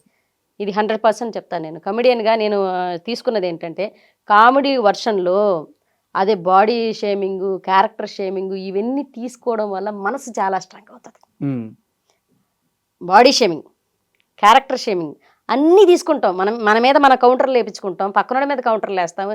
ఇవన్నీ మన అనుకుంటాం కానీ ఆర్టిస్టుని చాలా స్ట్రాంగ్ చేస్తాయి. కమెడియన్కి ఉన్న స్ట్రాంగ్ మెంటాలిటీ హీరోకి కూడా ఉండదు. అంత స్ట్రాంగ్ మైండెడ్ వస్తారు. ఎందుకు అని అంటే, బాడీ షేమింగ్, క్యారెక్టర్ షేమింగ్, ఎత్తుకుంటే క్యారెక్టర్ షేమింగ్ చేస్తావు నువ్వు అట్లా. ఇదే వ్యక్తిని, ఒక కమెడీని తీసుకొచ్చి బయట ఒక మాట అనండి ఆయన తట్టుకోలేరు, ఒక స్టేజ్ మీద 100 అనండి తట్టుకోగలరు. నవ్వించడానికి దేనికైనా రెడీ. అది మెంటల్గా ఫిక్స్ అవుతారండి, నవ్వించడానికి దేనికైనా రెడీ. అది నిజ జీవితంలో కూడా ఎలా అవుతుంది, అవతలో నవ్వించడానికి మనం ఏం చేసినా తప్పులేదు. మీకు వెబ్ సిరీస్ల పరంగా ఫస్ట్ బ్రేక్ అంటే భామా కలాపం అనుకోవచ్చా? భామా కలాపం అనేది సినిమా కదా. అవును, ఓటీటీలో. అవును, first break Bhama Kalapam. Web సిరీస్లు వల్ల కూడా కాదు కానీ అప్పటికి నేను కామెడీ షోల్లో యాజ్ ఎ టీమ్ లీడర్గా ఉన్నాను. హంగామా, జబర్దస్త్, మళ్ళీ వచ్చేసి అది ఎక్స్ప్రెస్ రాజా అనేది మన యాంకర్ ప్రదీప్ గారికి 1.5 year అమ్మగా నడిచాను దాంట్లో నేను. మంగళవారం ఏదో షో వచ్చేది అప్పుడు. సో అంటే ఇంకా జబర్దస్త్ వరకు రాలేదు. ఓటీటీ విషయానికి వస్తే ఫస్ట్ బ్రేక్ ప్రియమణి గారు. సో ఆమెతో ఎలా ఉండేది? ఆవిడ చాలా మంచి ఆవిడండి. నాకు ఫస్ట్ టైం ఒక హీరోయిన్తో చేయబోతున్నా నేను. పిలిచి హీరోయిన్కి అక్క క్యారెక్టర్ అన్నారు. అంటే ఆవిడ అక్కని పిలుస్తారు నన్ను. మీరు ఇంటి ఓనరు అన్నీ మీ పమ్మి సాయి గారు అనేసి ఆయన హస్బెండ్ క్యారెక్టర్. నాకు అటు చెప్తే నాకు టెన్షన్ వచ్చింది ఫస్ట్. ఒక హీరోయిన్తో కదా, ఆవిడ అప్పటికే బాగా సక్సెస్లో ఉన్న హీరోయిన్ ఆవిడ. ఎవరితో చేయబోతున్నాం, ఎట్లుంటుంది ఏంటో. వాళ్ళ హీరోయిన్ అంటే ఒక రకమైన మనకు దడ ఉంటుంది కో ఆర్టిస్టులకి. వాళ్ళు ఎలా తీసుకుంటారో, మనం పక్కన ఎక్కడ ఉండాలో ఏంటో ఇవన్నీ. ఆవిడ క్యారవాన్ నుంచి వచ్చి ఆవిడ క్యారవాన్లో కూర్చోగా నేను చూడలేదండి భామా కలాపం సినిమాలో. ఎందుకు అంటే ఆవిడ సెట్లోనే ఎక్కువ శాతం ఉన్నారు. సెట్లోనే ఎండ వస్తున్నా సరే ఒక తెర వేసి ఆవిడ కూర్చునేవాళ్ళు అనమాట. టెంట్ ఒకటి వేసి ఆవిడ కూర్చోబెట్టేవాళ్ళు. ఆవిడ వెళ్ళరు.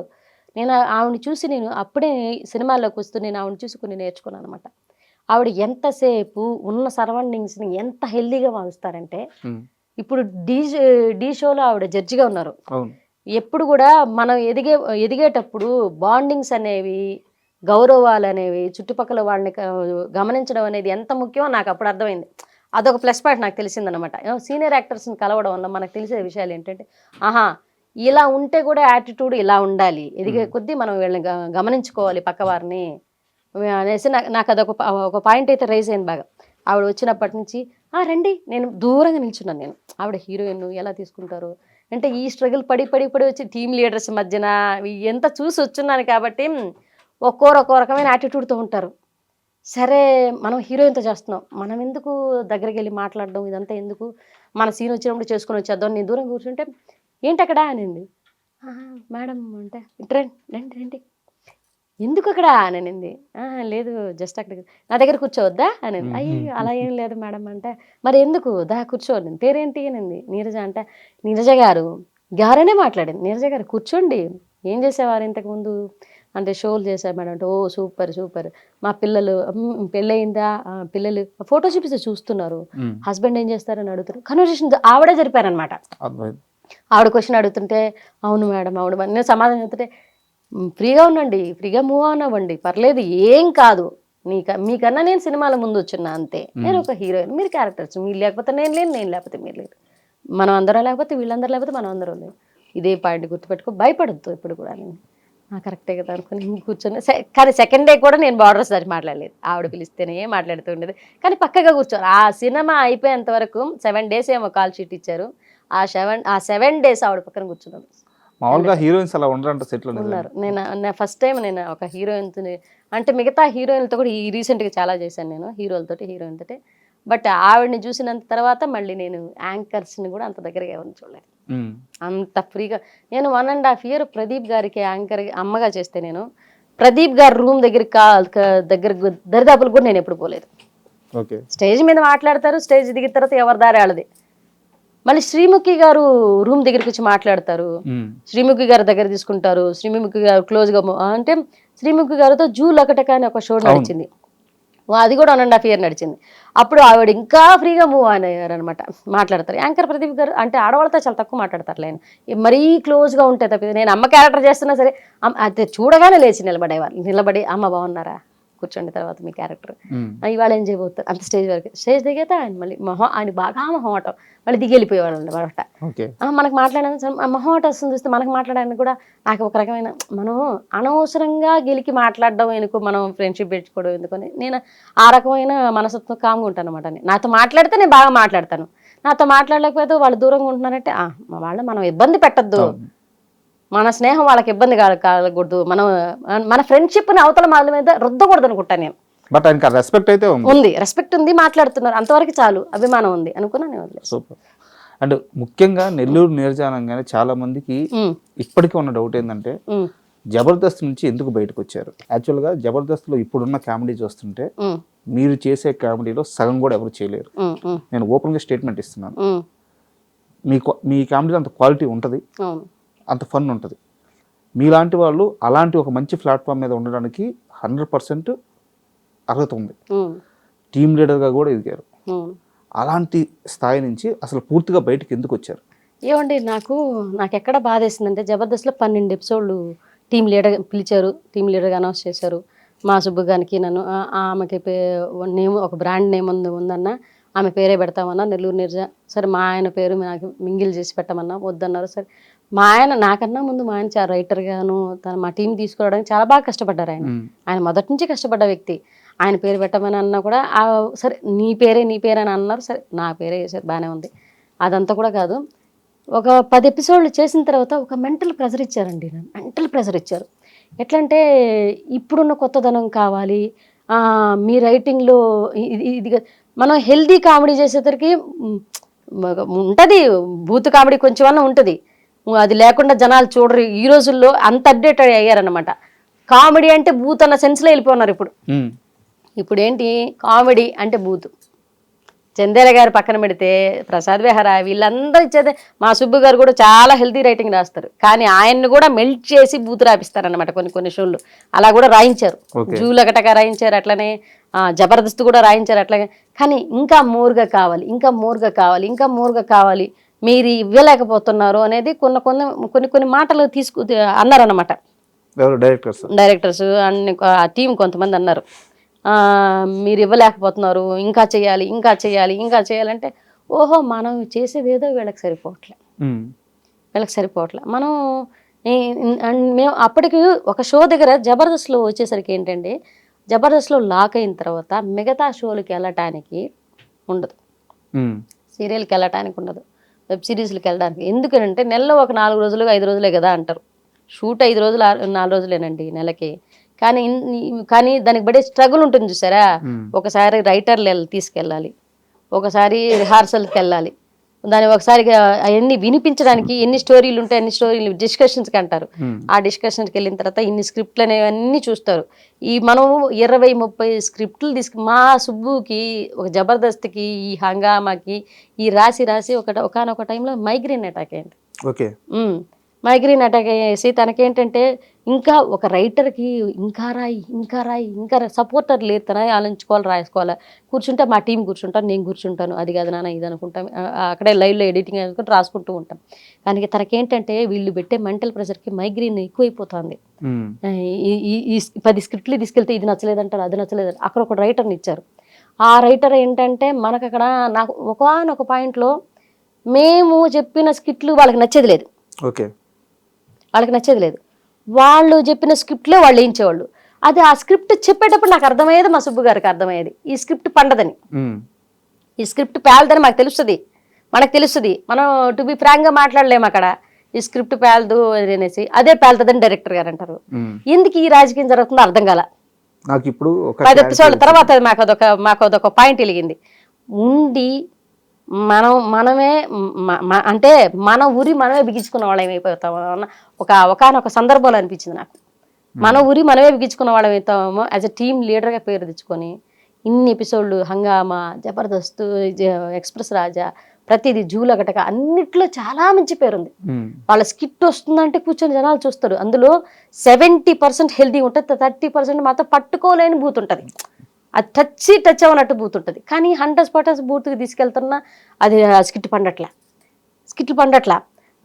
మా సుబ్బు గారు స్ట్రగుల్, వాళ్ళు ఇచ్చిన రైటరు వీళ్ళు ఏంటంటే పిలుస్తున్నారు, అది బాగాలేదు ఇది బాగాలేదని మొహమ్మద్ అనేస్తున్నారు. ఏంట్రా వీళ్ళు ఇలా అంటున్నారు, ఏంది అసలు నిజంగా బాగుండట్లేదా? అది మనకు నచ్చింది వాళ్ళకి నచ్చట్లే, వాళ్ళకి నచ్చింది మనకు నచ్చట్లే. మేమేంటంటే సార్ ఇన్ని చేసామండి, జబర్దస్త్ అంటే ఒక పెద్ద ప్లాట్ఫామ్. ఎందుకంటే ఇన్ని షోలు ఒక ఎత్తు అయితే బాహుబలి సినిమా ఒక ఎత్తు, ఇన్ని షోలు ఒక ఎత్తు అన్నట్టు ఉంటుంది కదా. కానీ వాటి పేరు వాటిదే, ఇటు తీరి వీటిదే. కానీ జబర్దస్త్కి జనాలు బాగా అడిక్ట్ అయినారు, అలవాటు అయినారు. అది పెద్ద షోగా ఒక రన్ అవుతుంది. ఈ టైంలో దీన్ని వదిలేస్తే మనం చేతగానే వాళ్ళం అయిపోతామా అని మాకు ఒక క్వశ్చన్ మార్క్. ఇంకా ఏదో చేద్దాం, ఇంకా మా వల్ల వదిలే సార్, మీరు వేరే చూసుకోండి, మొహమాటం లేకుండా. ఒకటండి, పరిస్థితులు అనుకూలంగా ఉండి మన పని మనం ఫ్రీగా చేయనిస్తే అది ఎక్కడ ఏ ప్లాట్ఫామ్ అయినా మనం ఇమడగలం. పరిస్థితులు అనుకూలంగా లేకుండే మన వల్ల ఇబ్బంది పెడుతూ ఉంటే ఆ ప్లాట్ఫామ్ ఏదైనా సరే అది వదిలేసి రావడం చాలా మంచిదంటాను నేను. ఎందుకనంటే మానసికంగా అక్కడ చచ్చిపోయే బదులు బయటకు వచ్చి ఇంకో పని చేయంటాను నేను. అంతే కదా. నాకు అదే అనిపించింది. మనం రైటర్లమి, మనం యాక్టర్లమి ఎదిగినాము, ఒక పేరు తెచ్చుకున్నాము. అక్కడ ఆ ప్లాట్ఫామ్ కాకపోతే ఇంకో ప్లాట్ఫామ్ ఉంది నిన్ను పిలవడానికి, ఇంకో ప్లాట్ఫామ్ ఉంది. అక్కడేంటో నువ్వేంటో నిరూపించుకుంటే చాలు. అక్కడుండి వాళ్ళ అవమానాలు తీసుకునే బదులు, అక్కడుండి వాళ్ళ తిరస్కారం తీసుకునే బదులు బయటకు వచ్చాయి అని ఇద్దరం మాట్లాడుకున్నాము. ఆ సార్కి చెప్పాము. వాళ్ళు వద్దు ఇంకో టీంలోకి వెళ్ళండి, ఇంకో టీంలోకి మింగిల్ చేస్తామని అన్నారు. అట్లా కూడా యాజ్ అ టీమ్ లీడర్గా ఎంటర్ అయిన తర్వాత ఇంకో టీంలోకి వెళ్ళి మింగిల్ అవ్వడం ఎందుకని మాకెందుకు అనిపించింది, వచ్చేసాను. అండ్ అంటే లాస్ట్లో మీరు ఒక మాట అన్నారు, వేరే టీంలోకి పంపిస్తామని చెప్పేసి. మీరు చాలా గట్టిగా సుబ్బు గారిని వద్దు అని చెప్పి వేరే టీంలో చేయడానికి వీలు లేదు అంటే డైరెక్టర్లు నీరజ మీరు ఖచ్చితంగా ఉండాల్సిందే, ఉండండి అని చెప్పంటే మీరు చాలా గట్టిగా అపోజ్ చేసి ఇంకా జబర్దస్త్ స్టేజ్ పైకి మనం ఎక్కొద్దు అని చాలా గట్టిగా అపోజ్ చేసి ఆయన తీసుకెళ్ళిపోయారు. నిజమేనా? నేను నిజమే చెప్పాను. నేను పిలిచే మా వాడు అయిపోయింది, పిలిచారు సార్ ఇక ఇట్లా ఇబ్బంది పెడుతున్నారంటే, సరే భయ్యా ఇది మనకు రేటింగ్ తగ్గుతోంది, చూడు ఇంకేమన్నా ఉంటే చూడండి అని అంటే, అవతల ఒక వ్యక్తి గురించి తెలిసి ఇన్ని షోలు చేస్తున్నాడని తెలిసి, ఇన్ని చేస్తున్నారని తెలిసి, నిన్ను ఒక వర్క్ ఇచ్చినప్పుడు నిన్ను ఇలా ఫ్రీగా వదిలేస్తే, ఇలా వదిలేస్తే నిన్ను ఫ్రీగా నువ్వేం చేయగలవు, నువ్వేం చేస్తావో నీకు ఒక ఐడియా ఉంటుంది. నీ మీద నమ్మకం ఉండాలి. ఫస్ట్ ఆఫ్ ఆల్ నిన్ను పట్టుకోక్కర్లా, నీ మీద నమ్మకం ఉండాలి. నువ్వు నీ టాలెంట్ మీద నమ్మకం ఉండాలి. నువ్వు చేయగలవు ఎట్టి పరిస్థితులని. ఆ నమ్మకం అవతలోడికి లేనప్పుడు ఆడుండడం వేస్ట్ అంటాను నేను.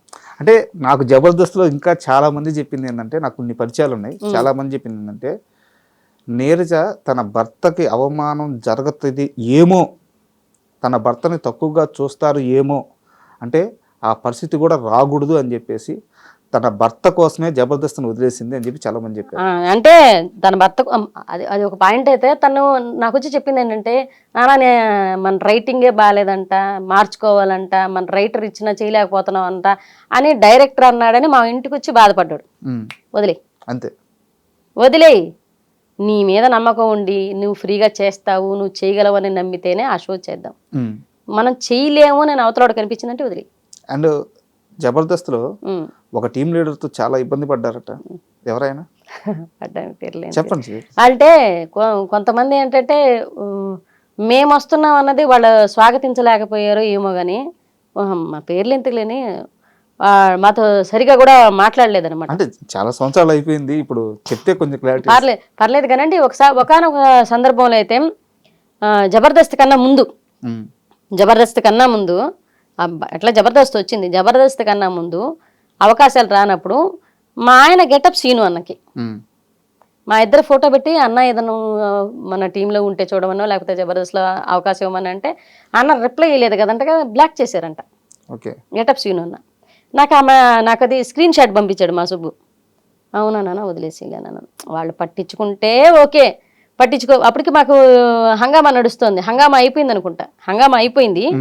ఆ తర్వాత అవకాశం కోసం అనేసి సీను అన్న, నేను నీరజ సుబ్రహ్మణ్యం, ఆయన నీరజ సుబ్రహ్మణ్యం మాట్లాడతారు, నీరజ సుబ్రహ్మణ్యం అన్న ఎక్కడన్నా అవకాశం ఉంటే చూడండి అన్న, ఏదన్నా ఉంటే చెప్పండి అన్న అని అంటే ఆయన పట్టించుకోలేదు.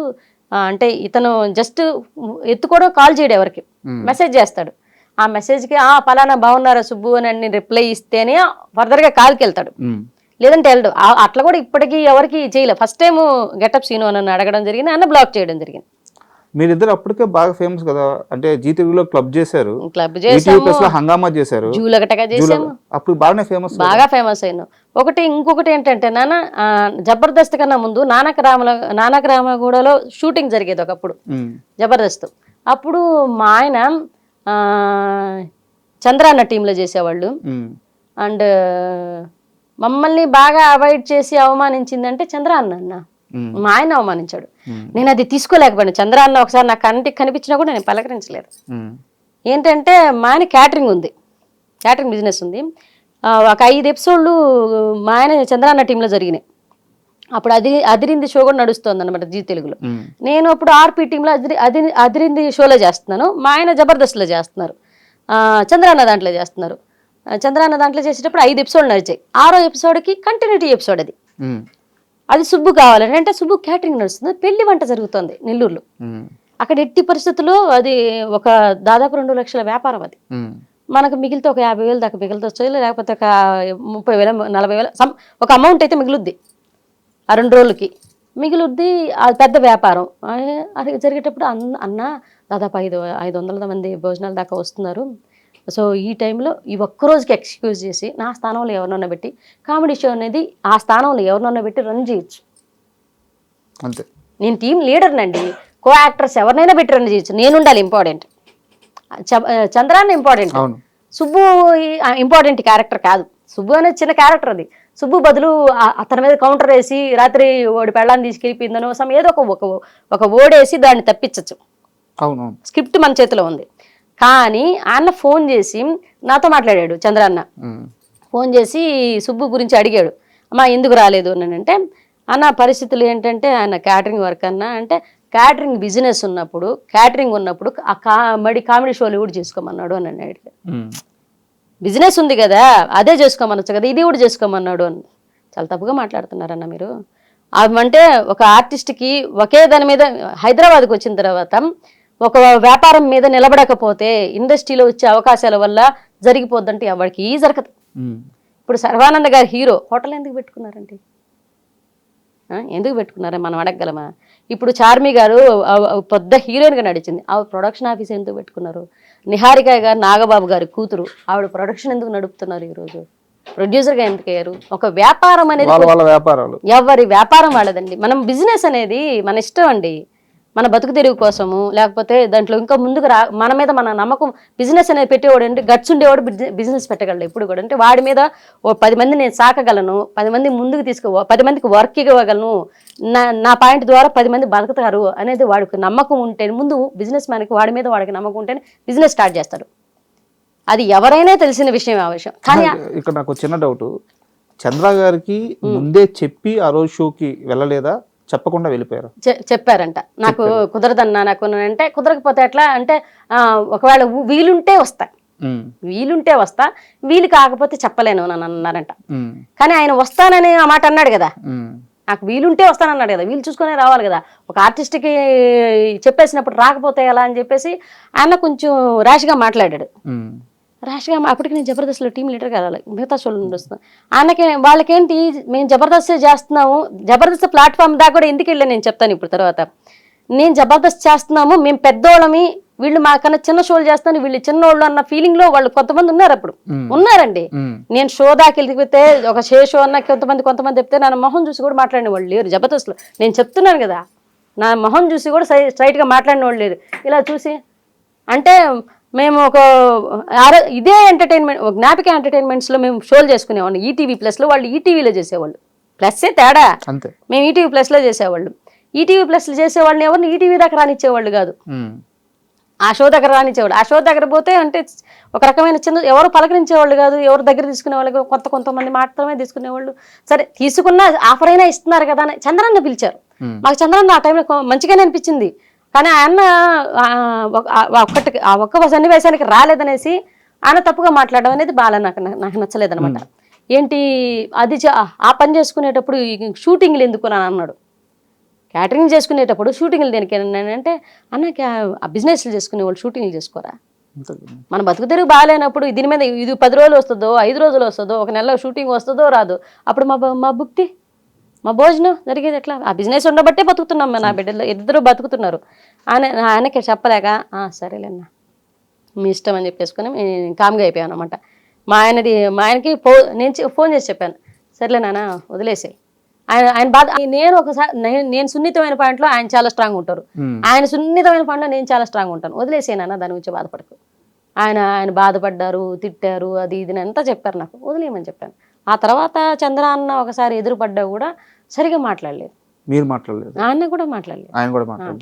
నేను లైట్ కామ్గా. దీని తరువాత నెల్లూరు నీరజ జబర్దస్త్ లో టీం లీడర్ గా వస్తుంది అని తెలిసి ఒక టీం లీడర్ వద్దు అని బాధించారట, ఆపాలని చూసారట. అది పేరెందుకు లేంది, అక్కడ అప్పటికే ఒక స్థాయికి వచ్చున్నారు వాళ్ళు అప్పటికి. కానీ రాఘవ అన్న బాగా సపోర్ట్ చేశారండి. రాఘవ అన్న మీరు పేర్లన్నీ హైడ్ చేసేస్తున్నారు. పర్లేదు అని సపోర్ట్ చేసిన వాళ్ళని చెప్తున్నాను కదా. ఇప్పుడు గెటప్ సీను అన్న బ్లాక్ చేశాడు, దానికి ముందే ఇప్పుడు చెప్పాను. ఇప్పుడు చంద్రాన్న తిట్టారు, ఇంకా హైట్ చేయడం ఏముంది. కొంతమంది వద్దని, ఈ తిట్టిన వాళ్ళు ఎవరో ఒకరు ఉంటారు కాడ హైట్ చేసిన వద్దని చెప్పిన వాళ్ళ, ఆ డైరెక్టర్ చెప్పేవాళ్ళు అందరూ తెలిసిన వాళ్ళేనండి. ఈటీవీ అని అంటే ఇక్కడ చేసిన వాళ్ళు అక్కడ వాళ్ళ గురించి తెలియదా? ఇదే జబర్దస్త్లో చేసిన వాళ్ళు ఈరోజు నేను చేసిన జ్ఞాపిక ఎంటర్టైన్మెంట్స్లో చేస్తున్నారు. ఈ జ్ఞాపిక ఎంటర్టైన్మెంట్స్లో నాకు ఫుడ్ పెట్టింది జ్ఞాపిక ఎంటర్టైన్మెంట్స్, జబర్దస్త్ కూడా కాదు, నాకు జ్ఞాపిక ఎంటర్టైన్మెంట్స్.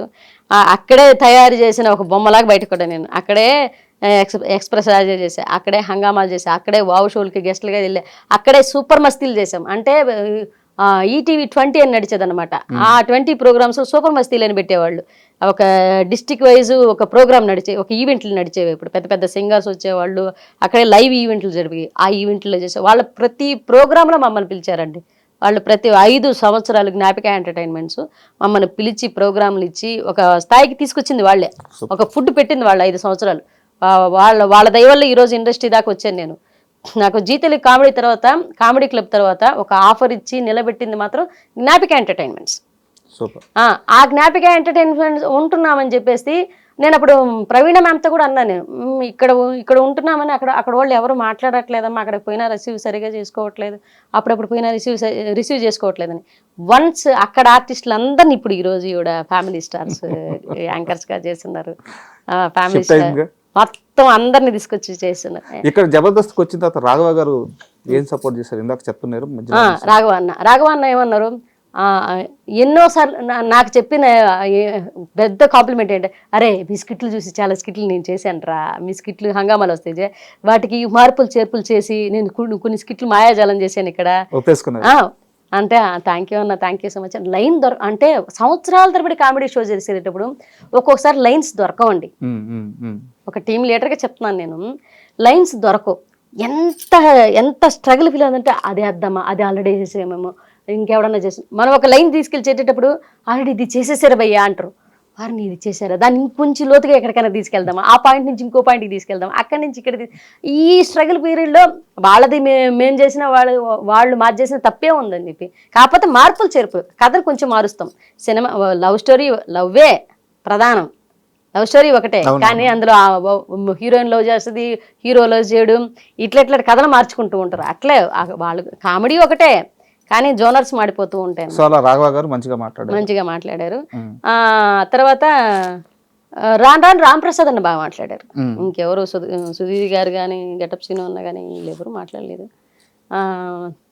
రాఘవ అన్న బాగా మాట్లాడారు. రాఘవన్న బాగా మాట్లాడారు, మిగతా వాళ్ళంతా తక్కువ. అండ్ మీ చాలా స్కిట్స్ లో నరేష్ చాలా ఎక్కువ చేశాడు. రీసెంట్ గా వాళ్ళు ఇచ్చారు, నరేష్ వాళ్ళే ఇచ్చారు. రీసెంట్ గా భాస్కర్ గారు ఒక ఇంటర్వ్యూకి వచ్చి, అంటే ఆయన సరదాగానే చెప్పారు, బట్ దాంట్లో కొంత నిజం ఉందని ఆయనే చెప్పారు. నరేష్ చాలా కమర్షియల్, అతను డబ్బు అంటే డబ్బే, రూపాయి అంటే రూపాయి, 100 అంటే 100, చాలా గట్టిగా ఉంటాడు అని చెప్పారు. నరేష్ తో మీకు ఎలాంటి అనుభవాలు ఉన్నాయి? నరేష్ నాతో అక్క అని బాగా మాట్లాడతారండి. అక్కని కానీ ఒకసారి నలుగురు ఎవరు లేనప్పుడు అక్క అని బాగున్నారా అంటారు, నలుగురు ఉన్నప్పుడు మేడం అని పిలుస్తారు. అంత వద్దులే నరేష్ కూర్చోంటాను, బాగానే మాట్లాడుకుంటాను. కానీ మా టీంకి వచ్చేసరికి వాళ్ళే ఇచ్చారు కాబట్టి పేమెంట్ వాళ్ళే ఇచ్చుకున్నారు. నాకు పేమెంట్ దగ్గర ఎక్కడ ఆ అబ్బాయి నాకు పేమెంట్ గురించి తెలిస్తే కదా ఇట్లా ఇబ్బంది పెడుతున్నారు చేస్తున్నారని ఛానల్ నుంచి వాళ్ళే ఇచ్చారు. నేనేమంటాను, మా సుబ్బు గారు నేను మా జోనర్ వదలండి సార్, నేను కొన్ని పెట్టానండి అక్కడ, మా జోనర్ వదలండి, మా సీను అన్న, నేను, మా సుబ్బు గారు, మేము ముగ్గురు కలిసి ఇంకొక ఇద్దరిని కలుపుకొని ఒక టీం లాగా చేస్తాము, మాది ఇదే కదా అన్నాడు. మా సీను అన్న అవాయిడ్ చేశారు. ఫస్ట్ ఆఫ్ ఆల్ నరేష్ని ఇచ్చారు, సరే రన్ అవుతున్నాం. ఆ నరేష్ అదే కాంబినేషన్ మా సుబ్బు గారిని కూడా అవాయిడ్ చేసుకుంటూ వచ్చారు. ఆయన చిన్న క్యారెక్టర్లకి అట్లా వాళ్ళు ఎందుకు ఇలా చేస్తున్నారు నాకు అర్థమయ్యేది అనమాట. నాకెక్కడో వీళ్ళు కావాలని నన్ను తొక్కేస్తున్నారేమో మా టీంని రానికుండా అనేది ఎక్కడో నాకు కొంచెం తేడా కనిపించింది. నేను ఆలోచించే విధానంలో ఒకవేళ పొరపాటు ఉందేమో మరి, నాకు అట్లా అనిపించింది. ఓహో, నా టీంని నేను అప్పటిదాకా మేము నడిచిన టీం నాదని కాదు, వాళ్ళ టీంలో నేనున్నాను అనుకున్నాను. మా సుబ్బు గారు, మా సీనన్న వాళ్ళ టీంలో నేనున్నాను అనుకున్నాను. నాతో వచ్చిన వాళ్ళతో నన్ను కానివ్వకుండా మా వాళ్ళందరిని అవాయిడ్ చేసి నన్ను ఒక్కదాన్నే తీసుకొచ్చారు. నేను ఒకదాన్నే కాదు, వాళ్ళు ఇద్దరు లేకపోతే నేను లేను అసలు. వాళ్ళిద్దరు సీను అన్న, సుబ్బు, వీళ్ళిద్దరు ఉండడం వల్లే మా టీం అంటే ఒక గెటప్ సీను అన్న అండ్ సుధీరు, రామ్ ప్రసాద్ అన్న, వీళ్ళు ఎలా ఒక టీమ్గా ముగ్గురు ఉంటే ఎలా పర్ఫామ్ చేస్తారో మేము ముగ్గురు ఉంటే అలా పర్ఫామ్ చేస్తాం. ఒక ఫ్లో ఉంటుంది. నాకు అది తెలుసు. మా ఆయనకి ఆ విషయం తెలుసు, సీను అన్న కూడా తెలుసు. కానీ నా టీంలో నుంచి ఒక్కొక్కరిని అవాయిడ్ చేస్తూ ఉండేసరికి ఎందుకు వీళ్ళు అవాయిడ్ చేస్తున్నారు, కావాలని అవాయిడ్ చేస్తున్నారని నాకు ఎక్కడో బాధ అనిపించింది. కావాలని అవాయిడ్ చేస్తూ మేము చేయగలిగిన దాన్ని వాళ్ళ అవతల వాళ్ళకి నేర్పించాలి, నెల్లూరు యాస నేర్పించాలి. వాళ్ళకి మనం ఇచ్చిన స్కిట్ నచ్చుకుంది, బాగాలేదని వేస్తున్నారు, వెళ్ళిపోమంటున్నారు. నాకెక్కడో రాజకీయం జరుగుతున్న భావన కలిగింది. సో అక్కడితో అంతా క్లోజ్. ఎంత ఇచ్చారు జబర్దస్త్లో మీకు పేమెంట్? ఫర్ ఎపిసోడ్ 50,000 40,000 అండి మొత్తం మీ టీం మొత్తానికి కలిపి? మొత్తానికి కలిపి. రైటర్ కూడా మేము వేయించుకోవాలి. రైటర్ అమౌంట్ మందే ఉంటుంది. తర్వాత రైటర్కి 10,000 తీసుకుంటారండి ఒక రైటర్. ఓకే, వాళ్ళు ఇస్తారా రైటర్? లేదు, మనం వేయించుకోవాలి. రైటర్కి మనం ఇచ్చిన తర్వాత సుబ్బు గారికి నాకు ఇంకా కో యాక్టర్ నడుస్తారు. వాళ్ళకి నరేష్ కాకుండా మిగతా కో యాక్టర్స్ ఉంటారు, వాళ్ళకి కూడా మనం వేయించుకోవాలి. 3-4 ఉంటారు. ఎంత మిగిలేదు? ఎంత చాలా తక్కువ మిగిలేదండి, 5,000 6,000 అట్లా మిగిలేదు అన్ని పోంగా. అందుకనే వద్దనుకునేసాము. ఫస్ట్ ఆఫ్ ఆల్ ఆర్థికంగా కూడా అది సపోర్ట్ అవ్వట్లేదు. పైగా వాళ్ళకేదో మనం నచ్చట్లేదు. పైగా అంటే రాను రాను ఎందుకో వాళ్ళ రిసీవ్మెంట్ మారిపోతూ వస్తుంది. ఫస్ట్ బాగానే రిసీవ్ చేసుకున్నారు, బాగా మాట్లాడారు. తర్వాత మాతో మాట్లాడడం తగ్గిపోయింది, ఏదో బాగాలేదనడం ఎక్కువైపోయింది. ఎందుకో మనం వీళ్ళకి నచ్చట్లేదు అనేసి చెప్పి మేమే బయటకు వచ్చేసి మేమే చేయలేకపోతున్నాం సార్ అని చెప్పేసి తర్వాత పిలిచారు నన్ను. మళ్ళీ మిమ్మల్ని పిలిచారు? తెలుసు నాకు ఆ విషయం. పిలిచారు, ఏం మా ప్రాబ్లం ఏంటి అని అడిగారు. బట్ నేను ఈ రోజు ఇంటర్వ్యూలు కాబట్టి చెప్తున్నాను. మీ వరకు పిలిచారు కదా? పిలిచారు. నన్ను నా వరకు పిలిచినప్పుడు నేను మా సుబ్బు గారికి కూడా ఇస్తే వస్తాను. నా వరకు పిలిచారు, తెలుసు అది. రాకేష్ చిన్నపిల్లల్ని వెతుకొని చేస్తుంటారు కదా, అతను ఫోన్ చేసి మేడం ఇట్లా కమిటీ కుర్రాళ్ళు సినిమా నడుస్తుంది, అమలాపురంలో ఉన్న షూటింగ్ నడుస్తుంది, రాకేష్ అన్న ఫోన్ చేశారు. ఫోన్ చేసి నీరజ గారు మీరు మన టీంలో ఆల్రెడీ ప్రపోజల్ పెట్టారంట, మీరు టీం వదిలేశారు కదా, నాతో మీతో కలిపి చేసుకోమన్నారు, మన ఇద్దరం కలిపి చేద్దాం, లేకపోతే మీరు నా టీంలోకి వచ్చినా పర్లేదంటే, అన్న మా సుబ్బు గారు కూడా ఉన్నారు, ఆయన మంచి యాక్టర్, నాకన్నా మంచి యాక్టర్, ఆయన కూడా ఏదైనా అవకాశం ఇస్తే తప్పకుండా వస్తాను, లేదంటే మీతో పాటు ఇంకో చిన్న అవకాశం ఇప్పుడే ఫర్దర్గా ఒక్కో స్కిట్లో అయినా పెట్టగలిగితే దానికి వాళ్ళు ఓకే చెప్పాలి. సర్లే నేను మా ఆయనకి ఫోన్ చేయడంటే నాకు ఎక్కడో ఒక మంచి ఆర్టిస్ట్ని మనమే అంటే ఇంట్లో ఉన్న మంచి యాక్టర్, ఆయన చాలా మంచి యాక్టర్, మంచి టైమింగ్ ఉన్న ఆర్టిస్ట్, ఆయనకి సపోర్ట్ చేసేవాళ్ళుగా నుండుంటే నేను ఎక్కడికి తీసుకెళ్ళినా వాళ్ళకి నెక్స్ట్ డే వాళ్ళు సుబ్బుతో చెప్పరండి.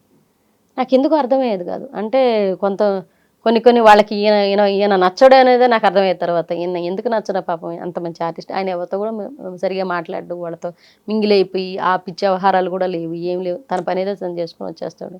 కానీ ఎందుకో వాళ్ళు దూరం పెడుతూ ఉంటే నేను సర్లే ఈ జబర్దస్త్ ప్లాట్ఫామ్ మనకు కుదలేరు ఆయన అనుకున్నాను. నేను మళ్ళీ వాళ్ళు అదే జబర్దస్త్ టీము మల్లెమాల వాళ్ళు శ్రీదేవి డ్రామా కంపెనీకి చాలా సార్లు నన్ను గెస్ట్గా పిలిచారు. గెస్ట్గా వెళ్ళి చేసుకొని వస్తున్నాం, వెళ్ళి వచ్చేస్తున్నాం అని గమని.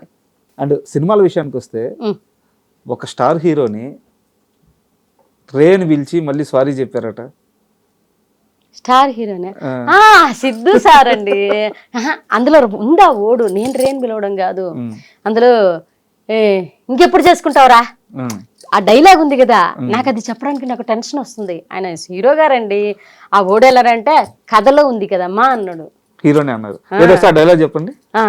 ఒరే ఇంకెప్పుడు చేసుకుంటారా పెళ్ళా అంటాను కదా, అదే అన్నప్పుడు ఆ డైలాగ్ సార్ రావద్దు సార్, రే ఎందుకు రాశారు, ఇంకెప్పుడు చేసుకుంటావు పెళ్ళి అంటాను అంటే అప్పుడు బాగా వస్తుందా, ఫ్యామిలీలో చిన్నమ్మ పిన్నిలు ఇలాగే కదా మాట్లాడతారని సిద్ధు సార్ అంటున్నారు.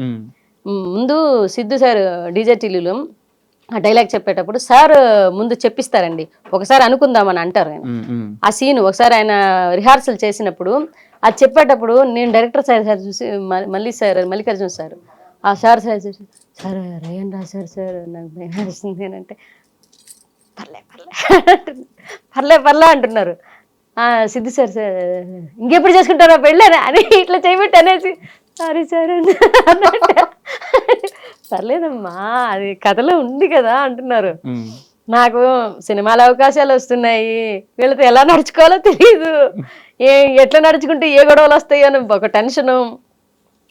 పెద్ద వాళ్ళతో వచ్చింది, ఎత్తుకోవడం పెద్ద హీరోతో వచ్చింది, ఆయన మంచి హీరో, అప్పటికి ఆయన రేటింగ్ రేంజ్ లో వెళ్తుంది సినిమా వెళ్ళేటప్పుడు. డిజెట్ వెళ్ళిన తర్వాత ఆయన మంచి చాలా పెద్ద హీరో అయ్యారు. అవునవును. అప్పటికి చెప్పారన్నమాట ఆయన పడ్డ స్ట్రగుల్ ఇదంతా వినున్నా నేను. ముందు రోజు ఆయన ఇంటర్వ్యూలు కొన్ని చూశాను. అదంతా చూసి చాలా గొప్ప మంచి యాక్టర్తో చేయబోతున్నాం మనం అని ఆ గుడ్ ఫీల్తో వెళ్ళాను. ఆ గుడ్ ఫీల్ ఇది ఒకటి రాసి పెట్టారు. ఈ అమ్మాయి వీళ్ళు ఇప్పుడే రాశారా ఈ రేనే అనుకునే. చిన్నమ్మ నేను ఏంటి చిన్నమ్మ పతంగల రాజా ఏం చేస్తున్నాడు అని అంటే బానే ఉన్నాడు. రే నీకు సంబంధం అది 2 సార్లు 3 సార్లు వస్తాయి ఆ రేలు, ఇన్ని రేలు ఎందుకు సారేడా అని నేనంటే ఆయన పర్లేదు. ఆ సిద్ధు సార్ రాసిన స్క్రిప్ట్లు అంతా. అంటే సెట్స్ లో ఒక మర్చిపోలేని ఒక ఇన్సిడెంట్ అంటే ఏం చెప్తారు సిద్ధు సార్తోనా? ఆ రిహార్సల్ టైంలోనేనండి. రిహార్సల్ జరిగేటప్పుడే అంటే నేను రేన్ సారీ సార్ అని అంటే పర్లేదమ్మా అంటే ఆయన తీసుకునే విధానం నాకు మర్చిపోలేని విధానం ఏంటంటే ఆయన సరౌండింగ్స్ని చాలా హెల్తీగా మారుస్తున్నారు. ఇప్పుడు ఒక ప్రతి దాని మీద అంటే ఎవడ ఫేస్లో స్మైల్ లేదనుకో వెంటనే స్మైల్ వచ్చేటట్టు చేసేస్తాడు ఆయన ఒక స్మైల్ బాంబ్లా చేసేస్తాడు అనమాట. ఏట్రా సంగతే అని ఈయన డైలాగ్ వేయంగానే అవతల నవ్వేస్తాడు. ఏం లేదు సార్ అంటే ఆయన హెల్దీగా చేసుకుంటాడు షూట్. ఆయన ఉన్న అట్మాస్ఫియర్ని చాలా హెల్దీగా మార్చి కాసేపు నవ్వించేసి వీళ్ళ మీద కౌంటర్లు వేసేసి నవ్వించేసి ఆ తర్వాత అది కూడా హెల్దీగా ఉంటాయి ఆ కౌంటర్లు. మనసును వచ్చే విధంగా ఎక్కడా మాట్లాడరు.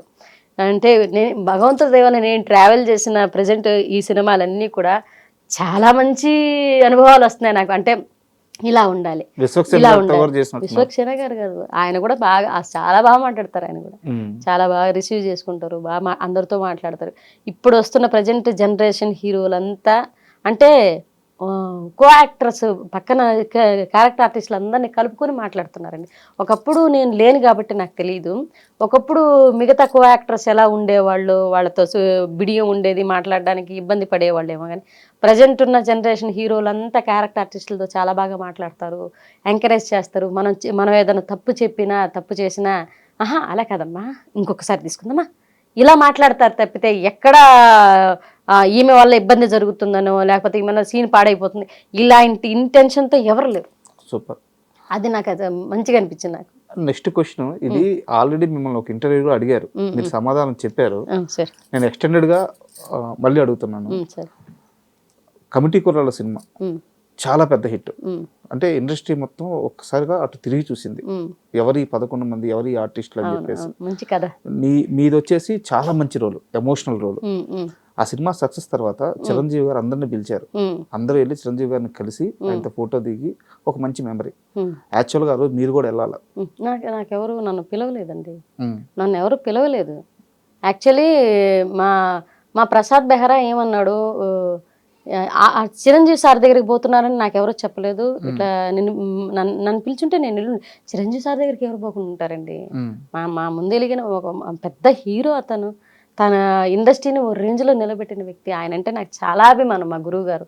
ఆయన దగ్గరికి పోకుండా ఎవరు ఉంటారు. బట్ నాకు ఇదేమంటే ఈవెంట్ ఉంటుంది కదా, సాంగ్ లాంచ్ ఈవెంట్లు, ఆ ఈవెంట్లకు పిలిస్తే నాకు భయం అని చెప్పాను మా ప్రసాద్ బెహ్రాతో. అరే ఈవెంట్లకు రావాలంటే నాకు ఏదో సిగ్గుగా ఉంటాను రా, నేను అక్కడ రావచ్చు కదనే, ఎన్నిసార్లు ఎప్పుడు ఇంట్లో ఎందుకుంటావు, ఇట్లా ఈవెంట్లో కనపడాలి కంటే బాబోయ్ పెద్ద పెద్దోళ్ళు వస్తారు ఆ ఈవెంట్లో, నాకు ఏదో టెన్షన్ ఉంటుందిరా, ఏం మాట్లాడాలి అర్థం కాదు, నువ్వేం మాట్లాడబోదు వచ్చి కూర్చోవడాలని. బట్ నేను పోలేదు. ఒకసారి మాత్రం ఈ సినిమా అయిపోయిన తర్వాత నాగబాబు గారు ఈ అవార్డ్స్ లాగా ఇచ్చారన్నమాట. సినిమా కమిటీ కుర్రాళ్ళ సినిమా అయిపోయిన తర్వాత అక్కడికి వెళ్ళాను. కానీ వీళ్ళందరూ హీరోలందరూ పోయి లాంచ్ ఈవెంట్స్ జరిగేటప్పుడు నేను పోలేదు. మన అవార్డ్స్ మన ప్రసాద్ ల్యాబ్ లో అప్పుడు వెళ్ళాను. మళ్ళీ అప్పుడు వెళ్ళారు. కలవాలని ఉందా చిరంజీవి గారిని? అయ్యి ఎందుకుండదండి, ఈ క్షణమైనా ఉంటుంది. ఒక్కసారి మన నెల్లూరు యాసలో చిరంజీవి గారిని కలవాలని ఉందని ఒక్కసారి చెప్తారా? అయ్యా తప్పకుండా సార్, మిమ్మల్ని ఓపాలి ఒక్కసారి వచ్చి ఒక్క ఫోటో తీసుకుంటారు సార్. ఉంటుందండి. అంటే మీకు ఒక విషయం చెప్పాలి. చిరంజీవి సార్ది డాడీ అనే ఒక సినిమా వచ్చింది. అప్పటికి నేను చాలా చిన్నపిల్లని. మా నాన్నమ్మ గారిని తీసుకొని, మా నాన్నగారు చనిపోయి ఉన్నారు. డాడీ అనే ఒక సినిమా వచ్చింది. మేము తాళ్లపూడి నుంచి ముత్తుకూరులో సినిమా థియేటర్స్ ఆడేవి, వాణి హాలు ఇలా థియేటర్స్ ఉండేవి. ఆ థియేటర్కి ఈ సినిమా చూడడానికి తాళ్లపూడి నుంచి ముత్తుకూరు వరకు నడిచెళ్ళామండి మేము. అవునా? నడిచెళ్ళి అంటే ఇంటి దగ్గర ఈ డబ్బులు ఖర్చు పెట్టేస్తే థియేటర్కి ఉండవని చెప్పి మా నాన్నమ్మ గారు తీసుకెళ్లారు. మా నాన్నమ్మ తీసుకెళ్తే బిలో మధ్య తరగతి. ఈ అప్పటికి చిరంజీవి సార్ అంటే ఓ రేంజ్ అభిమానం, మామూలుగా కాదు. ఇప్పుడు ఇంకా నడుచుకొని వెళ్ళి మా నాన్నమ్మతో చిన్న పిల్లలం స్కూల్కి ఎగ్గొట్టి నడుచుకొని వెళ్ళి థియేటర్కి వెళ్ళి వాణి థియేటర్లో ఫస్ట్ సెకండ్ థర్డ్ బెంచ్లు ఉంటాయన్నమాట. నేను వెళ్ళి కింద నేల టికెట్లు తీసుకొని కింద కూర్చొని చూసామని డాడీ సినిమా. మీకు ఇంత అభిమానం ఉంది కాబట్టి సార్ గారిని వీడియో చూస్తే ఖచ్చితంగా పిలుస్తారు. తప్పకుండా నేల టికెట్లు కూర్చొని మా నాన్న చచ్చిపోయిన సిచ్యువేషన్ కదా, ఆ డాడీ సినిమా చూసిన తర్వాత నేను ఏడుపు, మా నాన్న గుర్తుకొచ్చి ఏడ్చి మా నాన్న ఒళ్ళు పడుకొని మళ్ళీ ఇక ఈ సినిమా అయిపోయిన తర్వాత అంటే చిరంజీవి నాకు ఉన్న ఆశ ఏంటంటే సౌందర్య గారిని కలవాలనుకున్నా నేను రాక్తరికి. భగవంతుడి దగ్గర అది అవ్వలేదు. నేను రాక్తరికి మేడం కాలం చేశారు. నాకు అదొక అసంతృప్తి అలా ఉండిపోయింది. ఇండస్ట్రీకి వచ్చాను, సౌందర్య గారితో ఒక ఫోటో ఫస్ట్లో అనుకునేదాన్ని ఇండస్ట్రీకి రాకముందు అసలు సౌందర్య గారిని చూస్తానా, సౌందర్య గారు అంటే చాలా ఇష్టం, సౌందర్య గారిని చూస్తానా, సౌందర్య గారిని కలుస్తానా, నేను ఈవెంట్లు చేసుకునే అప్పుడు అనుకున్నాను. ఇండస్ట్రీ దాకా వచ్చిన తర్వాత అప్పటికే ఆవిడ చనిపోయారు. అరే నేను ఆ తర్వాత ఒక హీరోయిన్ కూడా ఇష్టపడలేదు అనమాట. అంటే నాకు ఒక రకమైన భయం వేసింది. మనం ఒకవేళ అభిమానించే వాళ్ళు చచ్చిపోతే అది ఇంత బాధ ఉంటుందా అనేసి తర్వాత నేను ఎవరిని అభిమానించలేదండి. హీరోల్ని ఎవరిని అభిమానించినా కానీ వాళ్ళని కలుద్దాం, చిరంజీవి సార్ని కలుద్దాం, ఒక ఫోటో నాకు రామ్ చరణ్ గారన్న, అల్లు అర్జున్ గారన్న, నా ఫేవరెట్ హీరో ప్రజెంట్ ఉన్న జనరేషన్ అయితే రామ్ చరణ్ గారు, మహేష్ గారు అంటే పిచ్చి. మహేష్ గారు, రామ్ చరణ్ గారు, అల్లు అర్జున్ గారు బాగా ఇష్టం అన్నమాట. ఇంక చిరంజీవి గారు అంటే మా గురుగారు అంటారు నేను. సార్ అంటే చాలా. అంటే ఇప్పుడు చేతిలో ఏ ప్రాజెక్ట్స్ ఉన్నాయి? ప్రజెంట్ వచ్చేసి నవీన్ పోలిసిటీ గారితో ఒక సినిమా చేశానండి. రీసెంట్ గా చేశాను. మిత్రమండలి అయిపోయిన తర్వాత కమిటీ కుర్రాళ్ళు, మిత్రమండలి, లైలా, కా మూవీ వరుసగా ఒక 2024లోనే ఒకే సంవత్సరంలో 6 సినిమాలు చేశానండి. 6 సినిమాలు చేశాను. 1-2 రోజులు అయితే 6 సినిమాలు చేశాను. ఇయర్లో అయితే చాలా తక్కువ 2025లో. కానీ ఇయర్ ఎండింగ్కి వస్తున్న తర్వాత ఇప్పుడు సినిమాలు వస్తున్నాయి. నిన్న కూడా ఒక సినిమా ఆఫర్ వచ్చింది. రీసెంట్గా ఐశ్వర్య రాజేష్ గారు వస్తున్నారు కదా, ఆవిడ సినిమా ఒకటి స్టార్ట్ అవుతుంది. నిన్న వచ్చిన కాల్ అది. దాంట్లో 12 రోజులు అడుగున్నారండి. నెక్స్ట్ మంత్ డేట్లు కూడా చెప్పున్నారు. అదొకటి ఉంది. ఆ తర్వాత ఒడిశాలో ఒక మూవీ, ఒడిశాలో షూటింగ్ అంట, అది 5 రోజులు, అది చెప్పున్నారు. దానికి దీనికి క్లాష్ అయితే అదన్నా ఒప్పుకుంటా, ఇదన్నా ఒప్పుకుంటా. ఇంకా డేట్లు next month shooting. And serials ఉన్నాయి చేతిలో? సీరియల్స్ ప్రెజెంట్ అయితే ఏం చేయట్లేదండి. సీరియల్స్ ఎందుకు చేయట్లేదంటే ఒకసారి నేను పొరపాటుగా 2 సీరియల్స్ ఒకేసారి ఒప్పేసుకున్నాను. ఆ 2 సీరియల్ డేట్లు ఉన్నప్పుడే సినిమా చెప్పేవాళ్ళు అనమాట. ఒక సీరియల్ నడుస్తోంది, ఏముండో శ్రీమతి గారు అనేసి జెమినీలో ఒక సీరియల్ నడిచేది. అది ప్రభాకర్ అన్నాడు ప్రొడక్షన్. ప్రభాకర్ అన్న చాలా అమ్మ చెల్లి అని చెప్పి చాలా అభిమానిస్తారండి. పిలిచి మరీ నాకు స్టార్ మాలో ఒక సీరియల్ నడిచేదండి. ఏం సీరియల్ అబ్బా, అది నాకు పేరు గుర్తురావట్లేదు. ఆయన వైఫ్ క్యారెక్టర్ చేశాను నేను. మా సుబ్బు గారికి ఫోన్ చేసి, మా సుబ్బు గారికి ఫోన్ చేసి, సుబ్రహ్మణ్యం అన్న నాకు నీరజమ్మ కావాలి, ఒక సీరియల్ మేము ఇద్దరం భార్య భర్తలుగా చేయబోతున్నాం. ఫస్ట్ హాఫ్లో మాత్రం ఒక వైఫ్ ఉంటుంది, నేను తమ్ముడి క్యారెక్టర్ చేయబోతున్నాను, డ్యూయల్ రోల్ అన్న, నాకు తను కావాలి అని అంటే అన్నది ఖచ్చితంగా. మా ఆయనకి ఫోన్ చేసి తర్వాత నాకు ఫోన్ చేశాడు, చెల్లెమ్మ నువ్వు చేస్తున్నారా నాతో అంటే, అన్నయ్య థ్యాంక్ యూ అన్న, చేస్తానని చెప్పా. ఎప్పుడు జీ తెలుగు కామెడీ క్లబ్ తర్వాత ఆ సీరియల్తోనే మాట్లాడడం గుర్తుపెట్టుకొని నా ఫోన్ నెంబర్ కనుక్కొని సీను అన్నకి చేసి మళ్ళీ నాకు చేయకుండా సుబ్బు గారికి చేసి తర్వాత నాకు చేశారు. చెల్లెమ్మ మన ఇద్దరం చేస్తున్నారా అంటే, అన్నయ్య థ్యాంక్ యూ సో మచ్, గుర్తుపెట్టుకుని అంటే జీ తెలుగు తర్వాత ఈ రోజేనమ్మా మళ్ళీ నాకు గుర్తుకొచ్చారు, నా మైండ్లోకి వచ్చారు. ఆ రెబల్ క్యారెక్టర్ ఒకటి ఉంది, నన్ను దబాయిస్తూ మమ్మల్ని కమాండ్ చేసే క్యారెక్టర్ ఒకటి నువ్వు చేయాలని అన్నారు. సరే అని చెప్పి నేను చేసి అది ప్రేరణ, బిగ్ బాస్ ప్రేరణకి అమ్మ క్యారెక్టర్ చేశాను అనమాట. ప్రసాద్ బెహ్రా మీకు ఇంత క్లోజ్ కదా, తన పైన ఆ లైంగిక ఆరోపణల కేసు రావడం, తన అరెస్ట్ అవ్వడం, ఆ పీరియడ్ లో మీకు ఎలా అనిపించింది? బాధేసిందండి. అంటే మీరు నమ్మారా? ఆమె కూడా నాకు తెలిసిన అమ్మాయి, నాకు తెలిసిన అమ్మాయి, ఈ అబ్బాయి నాకు తెలిసిన అమ్మాయి. ఆమెతో నేను మాట్లాడి అంటే వాళ్ళ వ్యక్తిగత జీవితాలు నేను ఇప్పుడు మీడియా ముందు కూడా మాట్లాడకూడదు, బట్ వాళ్ళిద్దరూ నాకు తెలుసు, నాకు తెలుసు. నేను ఆమెతో మాట్లాడాను అనమాట. కాదురా ఎప్పుడు ఆ రోజు నేను షూట్కి అసలు వెళ్ళలేదు, వాళ్ళిద్దరు గొడవ జరిగిన రోజు. నా పోర్షన్ అయిపోయింది అక్కడతోటి. ఆ సిరీస్లో నేను ఉన్నాను, ఆ ముందు సిరీస్లోనే ఆ సిరీస్లోనే నేను ఉన్నాను, నాది అయిపోయింది, నేను వచ్చేసాను. ముందు తర్వాత వాళ్ళు చెప్పాడు, సో ప్రసాద్ బెహ్రాకి తనకి హీరోయిన్కి గొడవ జరిగింది, ఆమె కేసు పెట్టింది. అదేంట్రా కేసు పెట్టడం, నేను వెంటనే అమ్మాయికి మెసేజ్ చేసి కాల్ చేస్తే ఎత్తలే, మెసేజ్ చేశాను. అది కాదురా ఏం జరిగింది, నువ్వు కేసు పెట్టడం ఏంటంటే నీకు సంబంధం లేని విషయం అక్క ఇది అని, నీకు సంబంధం లేని విషయం అని. మనకు ఏం జరుగుతుందో పడేదాన్ని నాకే తెలుస్తుంది అని అంట. మనోడు ఏడుంటే కదా. నాకు ఒకటే, వాడు షార్ట్ టెంపర్ తప్పితే, షార్ట్ టెంపర్ అదొక్కటే తప్పితే ఇమ్మీడియట్గా కోప్పడతాడు, ఇమ్మీడియట్గా మళ్ళీ తగ్గి మాట్లాడతాడు.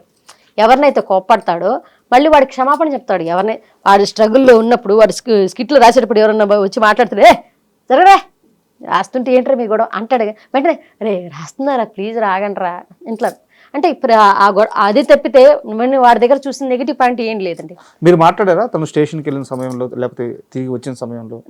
నేను నాకు ఏం ఇరుక్కుంది ఈ కేసు, నేను ఏం మాట్లాడాలా, నాకు ఏం మాట్లాడాలో అర్థం కాలే. ఫస్ట్ ఆఫ్ ఆల్ నేను పోలీస్ స్టేషన్ దాకా వెళ్ళాల.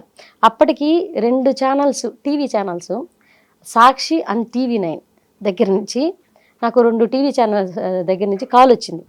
ప్రసాద్ బెహ్రా గారు పలానా లైంగిక కేసులో ఉన్నారు, మీరు వచ్చి ఏమన్నా మాట్లాడతారంటే వాళ్ళ వ్యక్తిగత జీవితాలు, నేను వాళ్ళ కుటుంబ సభ్యులను, కో-యాక్టర్ని, కాకపోతే వాళ్ళతో ర్యాప్ నా షూటింగ్ వరకే ఉంది.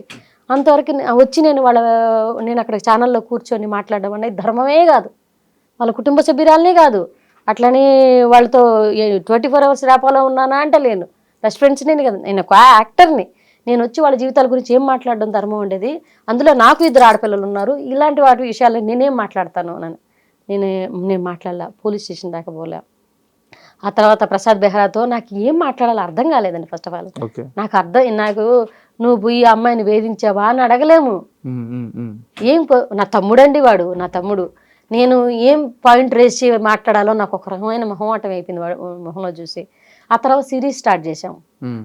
వచ్చిన వెంటనే సిరీస్ స్టార్ట్ చేశాడు మనశాంతిగా. నేను వెళ్ళినప్పుడు చాలా కూల్గా నార్మల్గా ఉంది తన ప్రవర్తన. నేను కూర్చొని నాకేం మాట్లాడాలో తెలియలేదురా అంటే వదిలేవే పర్లేదు. నీరజ గారు, ఫైనల్ క్వశ్చన్. మన నెల్లూరు అంటే ఫుడ్కి చాలా ఫేమస్. అవును. మన నెల్లూరు ఫుడ్ మీకు బాగా నచ్చే ఫుడ్ ఏంటి? నెల్లూరు ఫుడ్ అంటే నాకు అన్నీ నచ్చుతాయండి. పచ్చళ్ళు చాలా బాగా ఇష్టం, గోంగూర పచ్చళ్ళు, టమాటా. నెల్లూరులో దొరికినటువంటి కూరలు, నెల్లూరులో దొరికినటువంటి ఫుడ్ బయట ఎక్కడ దొరకదండి. నాకు నెల్లూరు కారం దోశలు చాలా ఇష్టం. నెల్లూరు కారం దోశలు, నెల్లూరు గోంగూర పచ్చళ్ళు, టమాటా పచ్చళ్ళు, ఇవి బాగుంటాయి. నెల్లూరు ఊరగాయలు బాగా పెడతారండి, అవి చాలా ఇష్టం. నేను వదిలేశారు ఏంటది నెల్లూరు చేపల పులుసు అంటున్నారా? నేను తినను కదండి. అంటే మ్యారేజ్కి ముందు తిన్నాను, అది వేరే క్యాస్ట్లో ఉన్నాను కాబట్టి. ఆఫ్టర్ మ్యారేజ్ నాకు తినడానికి అవ్వలేదు, తెలియదు, అలా వదిలేసాను అనమాట. అండ్ థ్యాంక్ యూ అండి, ఎందుకంటే చాలా బిజీగా ఉన్నారు మీరు ఇప్పుడు. అవును, ఇప్పుడు కూడా డబ్బింగ్కి వెళ్ళాలి. అలాంటి బిజీ సమయంలో కూడా నా కోసం, మా ఐడ్రీమ్ కోసం సమయం కేటాయించి ఇంటర్వ్యూకి వచ్చినందుకు నిజంగా చాలా చాలా థ్యాంక్ యూ. థ్యాంక్ యూ అండి, thank you so much. And don't forget to subscribe to iDream. And for more videos, please subscribe to iDream. Please subscribe to iDream. Please subscribe iDream. And please subscribe to iDream. For more videos, subscribe to iDream. please like, share and subscribe to the channel. Congratulations, iDream. Subscribe to iDream. Subscribe to iDream. So subscribe to iDream Media. iDream ki iDream team andarki huge congratulations. Please subscribe iDream Media. Please subscribe to iDream. Subscribe iDream. Please subscribe to iDream. iDream అంటే నా కళల ఛానల్ను subscribe చేసుకున్న నోరు తిరుగుతలేదు, మీరైతే గంట గుర్తు కొట్టండి. For more such videos, please subscribe to iDream.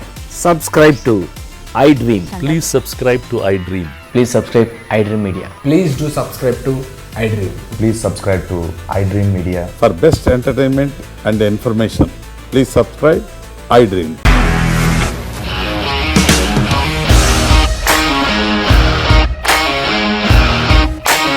ఇండస్ట్రీలో కమిట్మెంట్ ఇష్యూస్ వస్తే నీకు కూడా వచ్చినట్టు మార్నింగ్ తీసుకెళ్ళాలంటే కొట్టి పడేస్తారు.